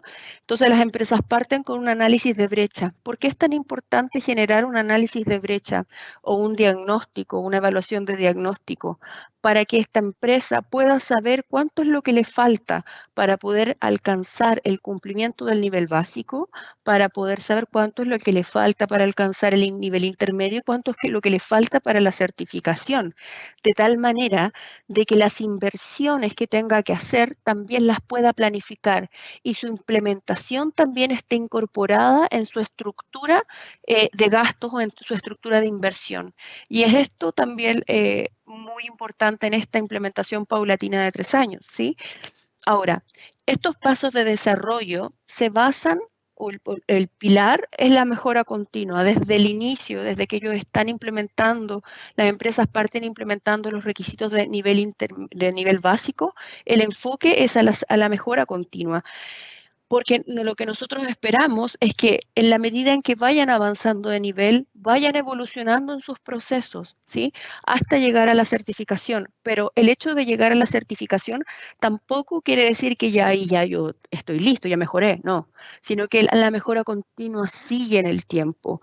Y tanto en nuestros estándares IFS Global Market como en nuestros estándares de certificación y en este caso de PackSecure, el pilar siempre desde el inicio va a ser la calidad, la seguridad, la autenticidad y la legalidad, ¿sí? Y ya en el modelo de certificación y en el caso de PackSecure, la sustentabilidad se incluye en la política de la empresa, debe estar incluida. Por lo tanto, parte siendo de la base del quehacer de la empresa y de su estrategia de negocio, al igual que tener una cultura de seguridad de producto. En cuanto a Global Market PackSecure y también al estándar de certificación, el alcance de la evaluación en cuanto a la aplicación del instrumento es el mismo, es decir, está enfocado a empresas que se dedican a producir o elaborar o convertir componentes de material de envase y embalaje destinados a ser utilizados como envases primarios o secundarios en alimentos, cosméticos, productos domésticos o productos de cuidado personal, y en envases secundarios, pero y aquí hay como un apartado que en el fondo es importante mencionar, de que es para dispositivos médicos de clase 1 que no estén esterilizados, ni recubiertos, ni impregnados con medicamentos dentro del alcance también de nuestra norma HPC, y para medicamentos que son de venta libre, sí, de estos que están en el anaquel del supermercado, que no necesitan ningún tipo de receta, ni restricción, ni apoyo de un farmacéutico en particular, ¿ya? ¿Cuáles son los alcances de producto que cubre? De que elaboran estas empresas: plástico flexible, rígido, metales y aleaciones, papel y cartón, vidrio y cerámica, otros materiales naturales como por ejemplo el corcho, y hemos adicionado uno más en la nueva versión de PackSecure y en esta Global Market también, que es otros componentes de envases, y que por ahí lo mencionaba uno de los colegas anteriormente, por ejemplo el adhesivo. ¿Vale? Estos otros componentes de envases, como por ejemplo el adhesivo, que no es algo que estemos tan familiarizados, pero ustedes van a comprar algo a la tienda, al supermercado, las frutas, y todas las frutas traen un sticker, y ese sticker, el adhesivo, va en directo contacto con el alimento, ¿sí? Por lo tanto, ahora ese tipo de otros componentes que no son tan visibles como material de envase, o que las personas no lo asocian como material de envase, sí están ahora incorporados en el alcance. Ahora, ¿cuáles son las características únicas que nosotros tenemos desde el punto de vista de tanto de Global Market PackSecure como de nuestra herramienta de certificación IFS PackSecure? Siempre el enfoque va a estar basado en el riesgo. Aquí no hay un sistema de gestión que yo implemente que sea igual en una empresa que en otra, porque va a depender de las características específicas de esa planta, de dónde está ubicada, del medio ambiente que la rodea, de el nivel, incluso el nivel educacional de las personas que trabajan en ella, de la distribución de los equipos en su instalación. Por lo tanto, ninguna empresa es igual a otra, ¿sí? Y eso es considerado y tiene que ser considerado tanto en la implementación como al momento de la evaluación en Global Market, como en la certificación. Y es por eso que también nuestros auditores están, tanto auditores como evaluadores, están preparados y calificados para poder tener este enfoque de riesgo según el producto que la empresa elabora y sus procesos. Y otra característica única que tiene IFS es su sistema de calificación, ¿sí? Que en el caso de Global Market, lo que busca el sistema de calificación no es un checklist de cumplimiento o inspección, no es ok o no ok, o apruebo o no apruebo. No ese es el foco. El foco es ¿cuál es mi brecha? Lo que trata de expresar nuestro sistema de calificación es cuánto es mi brecha. No tengo nada implementado, tengo algo implementado que me permite avanzar, lo tengo súper bien implementado, pero me falta un poquito para avanzar, ¿no?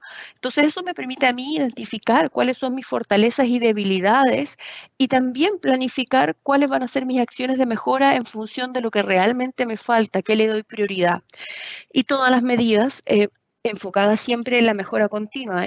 Aquí tenemos que considerar que tanto para Global Market PackSecure como para el estándar de certificación, nosotros al momento de encontrar alguna desviación o no conformidad, las medidas siempre van a estar orientadas a la corrección, pero también a la implementación, que es lo más importante, de acciones correctivas que sean realmente efectivas. Es decir, yo puedo tener problemas en mi organización, por supuesto, todos. El tema es que no se me repitan por la misma causa, porque si no, finalmente estamos desperdiciando recursos.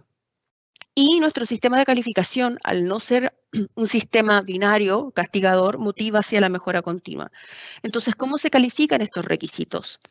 El sistema de calificación que nosotros tenemos es por puntos. Entonces, el A es la conformidad, ¿cierto? La empresa tiene los 20 puntos asociados al requisito. Y luego tenemos las desviaciones, que son B, C y D. Según el carácter de la desviación, es la cantidad de puntos que yo le voy a quitar a la empresa. ¿Vale? Entonces, cuando hablamos de B, C o D, B es que le falta un poquito, ¿sí? Que le falta muy poquito para terminar de implementar. C es que tengo algo implementado, no la totalidad, pero algo. Por ejemplo, si el requisito me pide que tenga un procedimiento registro, yo solo tengo los registros, pero la gente sabe el qué hacer, entonces sería una C. Y en el D es que ya efectivamente no tengo nada. Y cuando es mayor es porque el hecho de no tenerlo o tenerlo mal implementado puede llevar a un problema de legalidad, a un problema de autenticidad, a un problema de seguridad del producto para los consumidores, por ejemplo, y entonces ahí me restan el 10% del monto total posible de puntos, ¿vale? Entonces, cada vez cuando yo hablo de los niveles, de lo que se trata es, la empresa tiene un periodo para implementar, en general son 12 meses, luego se hace una evaluación para evaluar su cumplimiento en el nivel que tenía que implementar, básico o intermedio, por ejemplo, ¿sí? Evalúan a la empresa a nivel básico y luego lo que tiene que hacer la empresa es, evidentemente en esta evaluación van a salir desviaciones, eso es normal, salen desviaciones, ¿sí? Y entonces va a tener que preparar su plan de acción. Todas las desviaciones tienen que tener plan de acción, por lo tanto, al año siguiente, cuando les evalúen el nivel intermedio, además de evaluar el cumplimiento de los requisitos de nivel intermedio, van a evaluar el cumplimiento de los requisitos de nivel básico, porque sin devolverse, es decir, yo implementé ya el básico, eso quiere decir que lo tengo que mantener en el tiempo, y además el plan de acción de las cosas que a mí me encontraron con deficiencias en el año anterior. Por lo tanto, sí o sí me impulsa, me empuja hacia la mejora continua. Aquí ustedes pueden ver cuáles son los contenidos claves por nivel. En el caso de Global Market PackSecure, está basado en los requisitos de IFS PackSecure. Por lo tanto, no es que yo tenga requisitos distintos en los niveles. Aquí lo que se trata es que el checklist de IFS PackSecure en versión 2, que tiene 234 requisitos, fue dividido en requisitos de nivel básico, requisitos de nivel intermedio y el resto que apunta hacia la certificación. Por lo tanto, lo que nos muestra este gráfico es cuánto es lo que yo debería tener implementado para cada capítulo de la norma de los requisitos, ¿cierto? ¿Cuánto es lo que me piden a mí implementar en nivel básico? ¿Cuánto es lo que me piden implementar en nivel intermedio?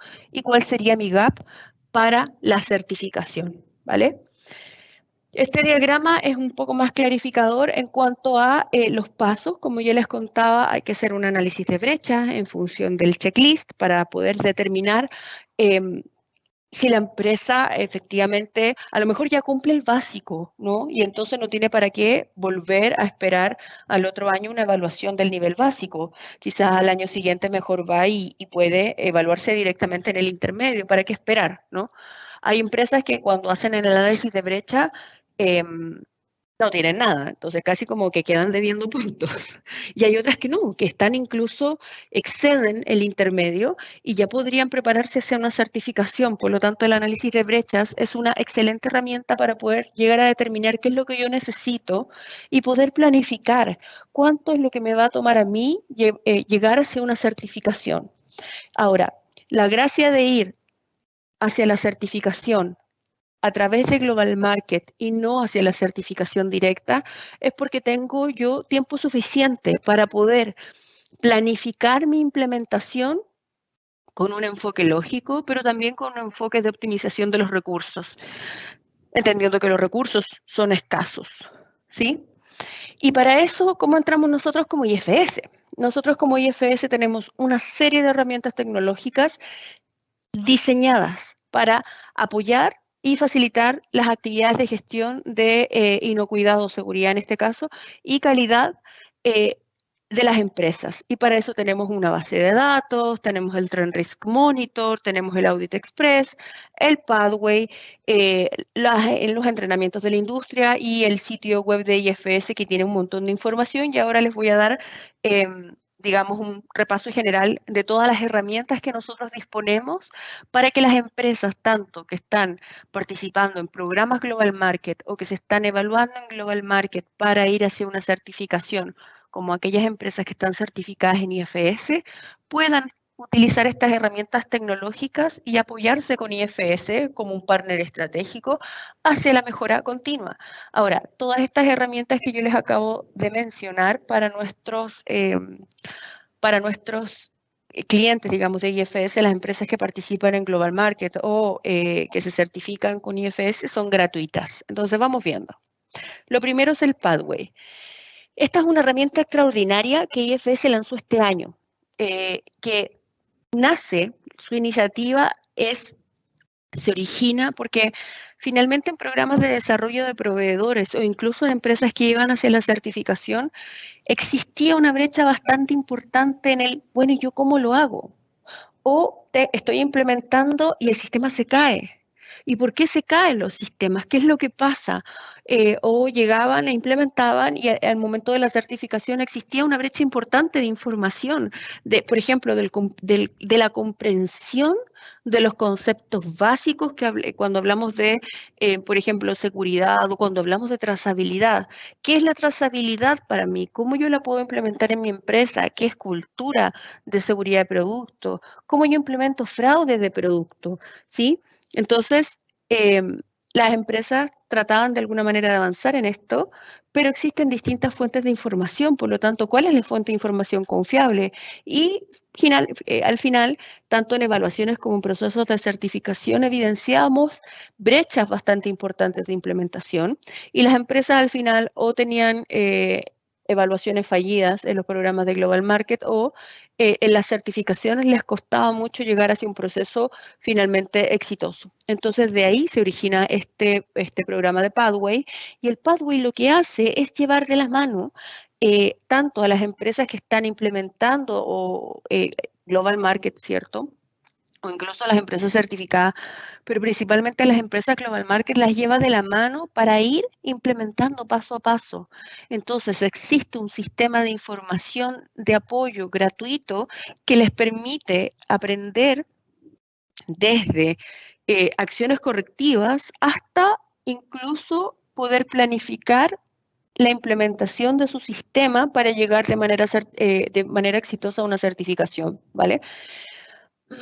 Acá está el modelo aplicado a IFS Global Market Food, pero como les comentaba, el Pathway también es aplicable a Global Market Logistics y a Global Market Pack Secure, por ejemplo. Por lo tanto, este programa el Pathway como herramienta es útil tanto para las empresas que están implementando con Global Market, pero también a las empresas que están certificadas, porque ya les voy a mostrar, hay casos de estudio, hay webinars, e-learnings que están gratuitos, disponibles y que finalmente me pueden dar una visión distinta. Si yo estoy certificado, incluso me pueden dar una visión distinta de alguna arista de algún tema que yo no haya abordado y que puede servir para mi mejora, ¿vale? Entonces, la plataforma es una plataforma que está integrada en nuestro portal de IFS en el Academy. Es gratuita, como les dije, para todas nuestras empresas participantes en Global Market, para las empresas que ya están certificadas. Y tiene estos pasos de apoyo claro, tiene una estructura de pasos de apoyo claro para la certificación y luego de la certificación incluso las empresas pueden seguir ahondando en los temas. Hay una biblioteca técnica como referencia a la implementación para cada paso de implementación. Este Pathway y toda la información que contiene ha sido desarrollada no solo por IFS, sino que por un conjunto de socios estratégicos que tenemos alrededor del mundo que han preparado y diseñado material en los distintos temas que aborda el Pathway. Entonces, bueno, acá hay una visión de los socios en donde cuando hablamos de los socios, tanto empresas que elaboran alimentos, retailers, entidades de capacitación, sí, auditores, consultores, o sea, están las distintas visiones de stakeholders reunidas acá que han aportado su conocimiento técnico para realmente ayudar a las empresas a que vayan a más, para realmente proporcionar contenido de calidad que permita que las empresas puedan implementar de manera eficaz y eficiente un sistema de gestión que les permita, ese sistema de gestión además que se mantenga en el tiempo y les permita producir productos confiables. Entonces, acá hay una visión de los socios del Pathway. Este mapa era hasta hace como, qué sé yo, 3 meses atrás. Ahora tenemos más empresas involucradas porque se nos están sumando más socios para generar más contenidos que permitan ayudar a las empresas. Y en cuanto a la estructura del Pathway, cuando accedemos al portal del Pathway, ¿cierto? Está la parte inicial que habla de qué se trata, hay testimonios, hay videos incluso de empresas que han participado en programas de Global Market que se han certificado y que además han concretado de manera exitosa nuevos negocios que partieron qué sé yo, en un país en particular y luego se extendieron a un continente y luego se extendieron a otros continentes, ¿sí? También les muestra cuáles son los socios del Pathway y luego vienen los pasos del Pathway para la certificación y el acceso a la biblioteca. En esto de los pasos de apoyo, está paso a paso qué se necesita para implementar, para lograr el compromiso, para poder hacer mi evaluación inicial, cómo yo planifico mi implementación, qué tipo de acciones son requeridas. Cuando hablamos de la gestión y la revisión documental, qué tipo de documentos y gestión documental es necesaria, cómo abordar los requisitos que son KO, luego viene cuál es la revisión crítica, para finalmente terminar con la auditoría interna y prepararnos hacia una certificación. Entonces, los pasos están pensados en que la empresa pueda apuntar hacia la certificación, pero en cada paso, en cada uno de los módulos, hay una biblioteca que apoya ese módulo. ¿Y esta biblioteca qué es lo que contiene? E-learnings, casos de la vida real, digamos, como experiencias legítimas de implementación, cartas técnicas, casos de estudio, seminarios, notas, ejemplos de procedimiento, tipos de especificación. O sea, hay un conjunto de herramientas que le va a permitir a la empresa realmente avanzar, tomar aquellos elementos que son necesarios, ¿cierto?, hacerlos propios y poder avanzar de manera paulatina, pero con información válida, de calidad y accesible, entendiendo que esto no tiene costo para ellos, ¿vale? También tenemos la base de datos IFS. Para aquellas empresas que quieran desarrollar a sus proveedores de envase y embalaje, por ejemplo, a través de IFS, con los programas de Global Market, la base de datos lo que permite es que yo pueda tener a todos mis proveedores de envase y embalaje y sus evaluaciones cargadas en un solo portal y acceder a todas esas evaluaciones en línea y en tiempo real, una vez que ya estén cargadas, por supuesto. Al proveedor, ¿qué es lo que le permite? Tener también su reporte en línea, poder comparar una evaluación de un año con el otro. Poder buscar nuevos proveedores, es decir, me permite gestionar a mis proveedores de manera fácil a través de un portal, ¿sí? También puedo descargar los informes, etcétera. Después tenemos la aplicación Audit Manager, que es gratuita. Yo les invito a que lo descargan. Está en Google Play y en App Store, que es para que las empresas puedan desarrollar sus auditorías internas con esta aplicación de IFS. En el caso de IFS también, que esta yo la encuentro inclusive más potente, tenemos el Audit Express Software, que el Audit Express es el software que utilizan tanto los evaluadores como los auditores de certificación para hacer las auditorías de IFS. Es gratuito. Y ustedes como empresa, tanto las empresas que desarrollan a sus proveedores como las empresas que van a implementar y las empresas a certificar, pueden descargar el software y pueden hacer auditorías con el software, y lo que permite este software es entregar un reporte confiable, consistente y estandarizado. Es decir, es muy fácil comparar cuál es el resultado de un año con otro porque el reporte sigue la misma estructura y calcula también de manera automática el porcentaje que yo obtengo al final de esta auditoría, porque es útil para utilizarlo para las empresas, para auditorías internas. ¿Qué más ofrece IFS? Todos los usuarios de Global Market, como yo les dije, que desarrollan a sus proveedores con Global Market, o las empresas que están certificadas, tienen acceso a través de la página de IFS al Trend Risk Monitor, que el Trend Risk Monitor me permite a mí tener en una sola pantalla, ¿cierto?, todas las alertas de la RASFF por tipos de productos, por tipos de peligro, pero además yo puedo añadir cuántas otras fuentes de información yo necesite. Entonces, en una sola pantalla, yo puedo tener todas las fuentes de información que yo necesito estar chequeando permanentemente para saber si existe algo que yo tenga que modificar en mis procesos o productos. Por ejemplo, podría tener añadido las fuentes de información legal, de tal manera que se genere la alerta correspondiente si es que existe algún cambio en la legislación, ¿vale? O puedo tener fuentes de otros países como la FDA, FCA, ¿cierto? Que me van a permitir a mí también saber qué es lo que pasa afuera, si hay algún tipo de riesgo emergente. Y todo eso en una sola pantalla, ¿vale?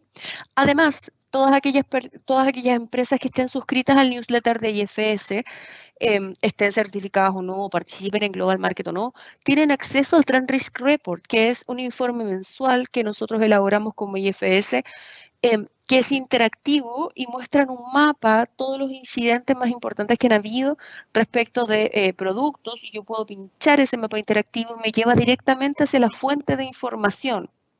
por ejemplo la RAS, para que yo pueda ver los incidentes. Y además proporciona información útil al final del análisis, qué sé yo, fuentes de información donde yo puedo buscar información adicional relacionada con los riesgos que se están mostrando en ese minuto, ¿vale? También la plataforma de IFS a través del Trend Risk Monitor tiene otro elemento, otra cajita que se llama el Word Cloud, que el Word Cloud trabaja con inteligencia artificial y lo que hace es que en un vistazo me muestra cuáles son los productos que han tenido mayores incidentes en un plazo de 5 semanas. Por lo tanto, yo en una simple vista puedo ver cuáles han sido los productos que han tenido más incidentes. Y si yo pincho directamente en los productos, puedo ver incluso el detalle y las fuentes de información conectadas, porque no es solamente la RAS, de dónde salió la notificación y cómo se ha comportado históricamente ese tipo de notificaciones en el tiempo. Además, tenemos la Academy, que en el mismo portal, ¿cierto? A través del acceso de la página web de IFS, da soporte al Pathway, en donde tenemos e-learning gratuitos, pero además tenemos nuestros partners IFS Academy, que ofrecen seminarios y cursos para la industria, tanto en IFS Global Market como en IFS PackSecure, orientado hacia la certificación. Y además tenemos el sitio web de IFS que ustedes pueden acceder y pueden descargar una cantidad importante de guías de alto valor en cuanto a calidad de la información en temas de control de plagas, en temas de fraude de productos, de cuerpos extraños. Muy pronto vamos a lanzar la guía de materiales de envase, ¿sí? Y que es gratuita y está disponible para todos nuestros usuarios a través de la página web. Por lo tanto, yo los invito a que estemos en contacto, a que se suscriban a nuestro newsletter, a que aprovechen los beneficios que hoy día nosotros tenemos como IFS y les agradezco mucho hoy día por estar con nosotros y ahora con esto termino mi presentación, así que creo que damos paso a las preguntas, ¿no? Muchas gracias, Daniela. Sí, efectivamente, vamos a dar paso a las preguntas. Hay varias, con lo cual voy a empezar por una que directamente va con Sergio, que sé que se tendrá que ausentar un poquito antes. A ver, Sergio, lo voy a mirar porque la pregunta tiene tela, ¿vale? Trata sobre el tema de viabilidad de mercado, de los proyectos de producción, ¿vale? Habéis estado hablando de polímeros a partir de biomasa y de residuos agroalimentarios y este es un tema en el que se ve una gran oportunidad de negocio dentro de ese concepto de economía circular. Entonces, por si puedes comentarnos, pues bueno, si realmente esa viabilidad, las empresas están ahora planteándose si realmente esto es viable, si no es viable y si es sostenible en el tiempo. Entonces, quería trasladarte un poco esa reflexión. Sí, precisamente estamos en ese proceso porque lo que hemos desarrollado ahora es una solución técnica viable, posible, es decir, somos capaces a partir de residuos poder producir polímeros, en este caso, pero claro, para que el proceso sea rentable económicamente o que pueda esto materializarse al final en una empresa que haga este tipo de producción, claro, hay ciertas limitaciones. La primera de ellas es llevar estos proyectos a escala industrial. Hay varias dificultades. Una de ellas es todo el acopio de residuos que necesitamos para alimentar una industria que al final haga una economía de escala y saque un producto aceptable a nivel de mercado.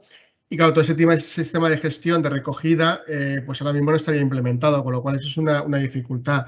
Otra dificultad importante también es la inversión del propio proceso. Al final son industrias que bueno, pues tienen una inversión a nivel de industria química también muy relevante, con lo cual sí que es verdad que aunque técnicamente es posible y los resultados son buenos y los procesos tienen buena eficiencia y buena eficacia, claro, el paso a mercado, bueno, hay que superar ciertas barreras.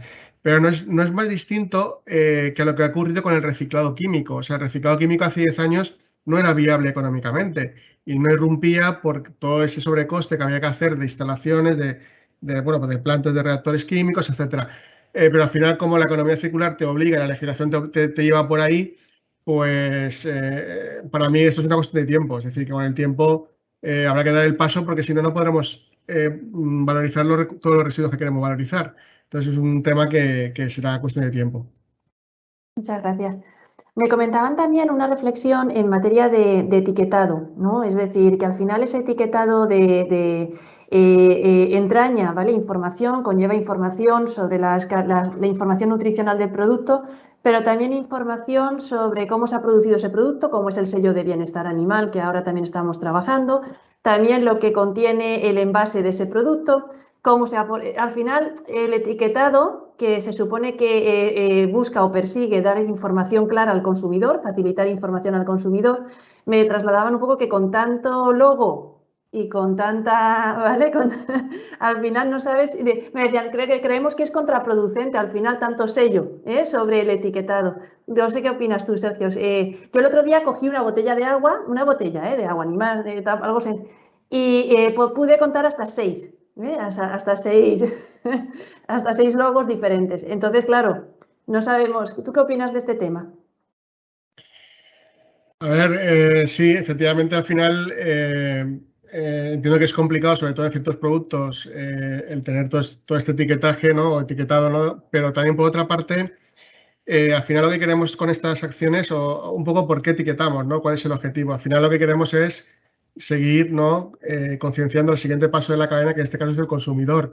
Entonces, para mí es crítico que ese etiquetado se siga haciendo y que siga teniendo, sigamos informando de una manera u otra al consumidor, bien sea mediante etiquetas o información directamente escrita en el envase. Yo creo que esto, más relativo a la parte de sostenibilidad, que es la que controlo yo más, ya no entro tanto en la parte de alimento, en la parte de sostenibilidad creo que es necesario, porque no solamente, en algunos casos es incluso obligatorio, porque también se te obliga, ¿no?, a cómo hay que gestionar ese envase, con lo cual también hay una parte de etiquetado obligatorio, pero bueno, yo creo que hay que intentar en lo máximo posible informar al consumidor y la verdad que la vía del etiquetado es la más rápida. Pero bueno, luego habrá mucha casuística y habría que ajustarlo. Lo que sí que es importante para mí es que lo que se ponga en el etiquetado esté supeditado por alguien externo que lo avale, ¿no? Porque al final de repente yo veo envase sostenible y tú lo ves exactamente igual que el que había antes. Lo que pasa es que han puesto envase sostenible. Es decir, que también creo que hay que más de lo que se pone que nos ajustemos a que realmente cumple unos criterios claros, ¿no? Totalmente de acuerdo y expectante también a la nueva regulación en materia de etiquetado para ver cómo se van a tomar medidas, porque al final es una cuestión de unificar el criterio y de que sean las mismas reglas del juego para todos, ¿no? Ese sería un poco. Bien, ¿tenemos alguna otra consulta? Se la voy a trasladar a Daniela, ¿vale? Daniela, envasado a granel en caja de cartón y bolsa de plástico dentro. La caja de cartón es envase primario. Es decir, tenemos una caja de cartón y dentro tenemos una bolsa de plástico. Y te está diciendo, la caja de cartón la tengo que considerar como envase primario. ¿Qué pensáis? Daniela, Sergio, Pami. ¿Me escuchas? ¿Me escuchas? Sí, sí. Ah, vale. Ya, lo que pasa es que, como bien dijo Juanmi, la definición para nosotros de envase primario es lo que incorpora la unidad de consumo. Tenemos que hacer como una división, ¿no? Porque desde el punto de vista más bien técnico, si nosotros nos ponemos a pensar, envase primario es lo que está en contacto directo y envase secundario es lo que no. Pero bajo la definición de IFS, para nosotros envase primario es todo lo que involucra la unidad de consumo. Por lo tanto, el envase primario, en este caso para nosotros, es la bolsa y la caja. ¿Por qué la caja? Porque la caja tiene toda la información legal. O sea, yo no podría vender la bolsa sola porque la caja tiene, bueno, tú sabes, el etiquetado, los ingredientes, es parte de, no la puedo vender aparte. Totalmente, queda claro, al decir, Sí. Con ese concepto de unidad de consumo queda. Sergio, tú... Sí, yo quería añadir, yo coincido, lo único es que a lo mejor puede ser que el requerimiento no es exactamente el mismo, en alguna particularidad lo que se pida, lo que va fuera que lo que va dentro, eso podría ser, pero el concepto es así, claro. Vale. Bueno, y me preguntan también, a ver qué opináis sobre este tema, ¿vale? Con el tema de adhesivos y tintas de etiquetas que se pegan, ¿vale? En envase de plástico o en envase de cartón. ¿Hay que considerarlo también dentro de ese concepto de envase primario? Es decir, estamos hablando ya de la parte de tintas y adhesivos. Lo que pasa es que, a ver, pongamos el ejemplo de que yo soy el mismo de la manzana. Vale. Tengo mi manzana con mi sticker, ¿no? Este sticker que tiene ese código de barra chiquitito, ¿vale? la etiqueta en sí misma comprende el adhesivo, la tinta o incluso el recubrimiento que tiene encima. Por lo tanto, el productor de esa etiqueta tendrá que preocuparse de efectivamente todos los componentes que involucran esa etiqueta, tanto del adhesivo como de la tinta, etcétera, porque yo tengo que saber qué tinta voy a ocupar en esa etiqueta adhesiva para saber si puede migrar o no hacia el producto, o más que migrar, por ejemplo, si tiene metales pesados o no, si es apta para la industria de alimentos o no, y lo mismo pasa con el adhesivo. Por lo tanto, el productor de esa etiqueta tendrá que hacerse cargo de todo eso. Tendrá que incorporarlo. Muchas gracias. Vale, pues bueno, sí que nos han preguntado también que dónde pueden encontrar la regulación, es decir, la legislación que aplica en este caso a nivel nacional sobre el tema del pegamento y las tintas de uso alimentario, ¿vale? Entonces nos lo han preguntado por si luego podemos pasar algún correo con información de este tipo, ¿vale? Para las empresas. Y en principio, poco más. Esto es lo que, bueno, hay alguna cosilla más, pero lo vamos a trasladar ya al correo, ¿vale? Que son consultas ya muy particulares. Si os parece, damos por finalizada la jornada. Daros las gracias tanto a los asistentes como a los ponentes que hemos aguantado el tirón hasta el final. Yo creo que ha merecido la pena y, en fin, quedamos a vuestra disposición para lo que necesitéis. Cualquier cosa estamos aquí y nos vemos en la siguiente. Muchas gracias a todos. Muchas gracias. Dios. Hasta luego. Gracias a todos y a ti, Eva. Gracias. Que estén muy bien. Igualmente. Hasta ahora.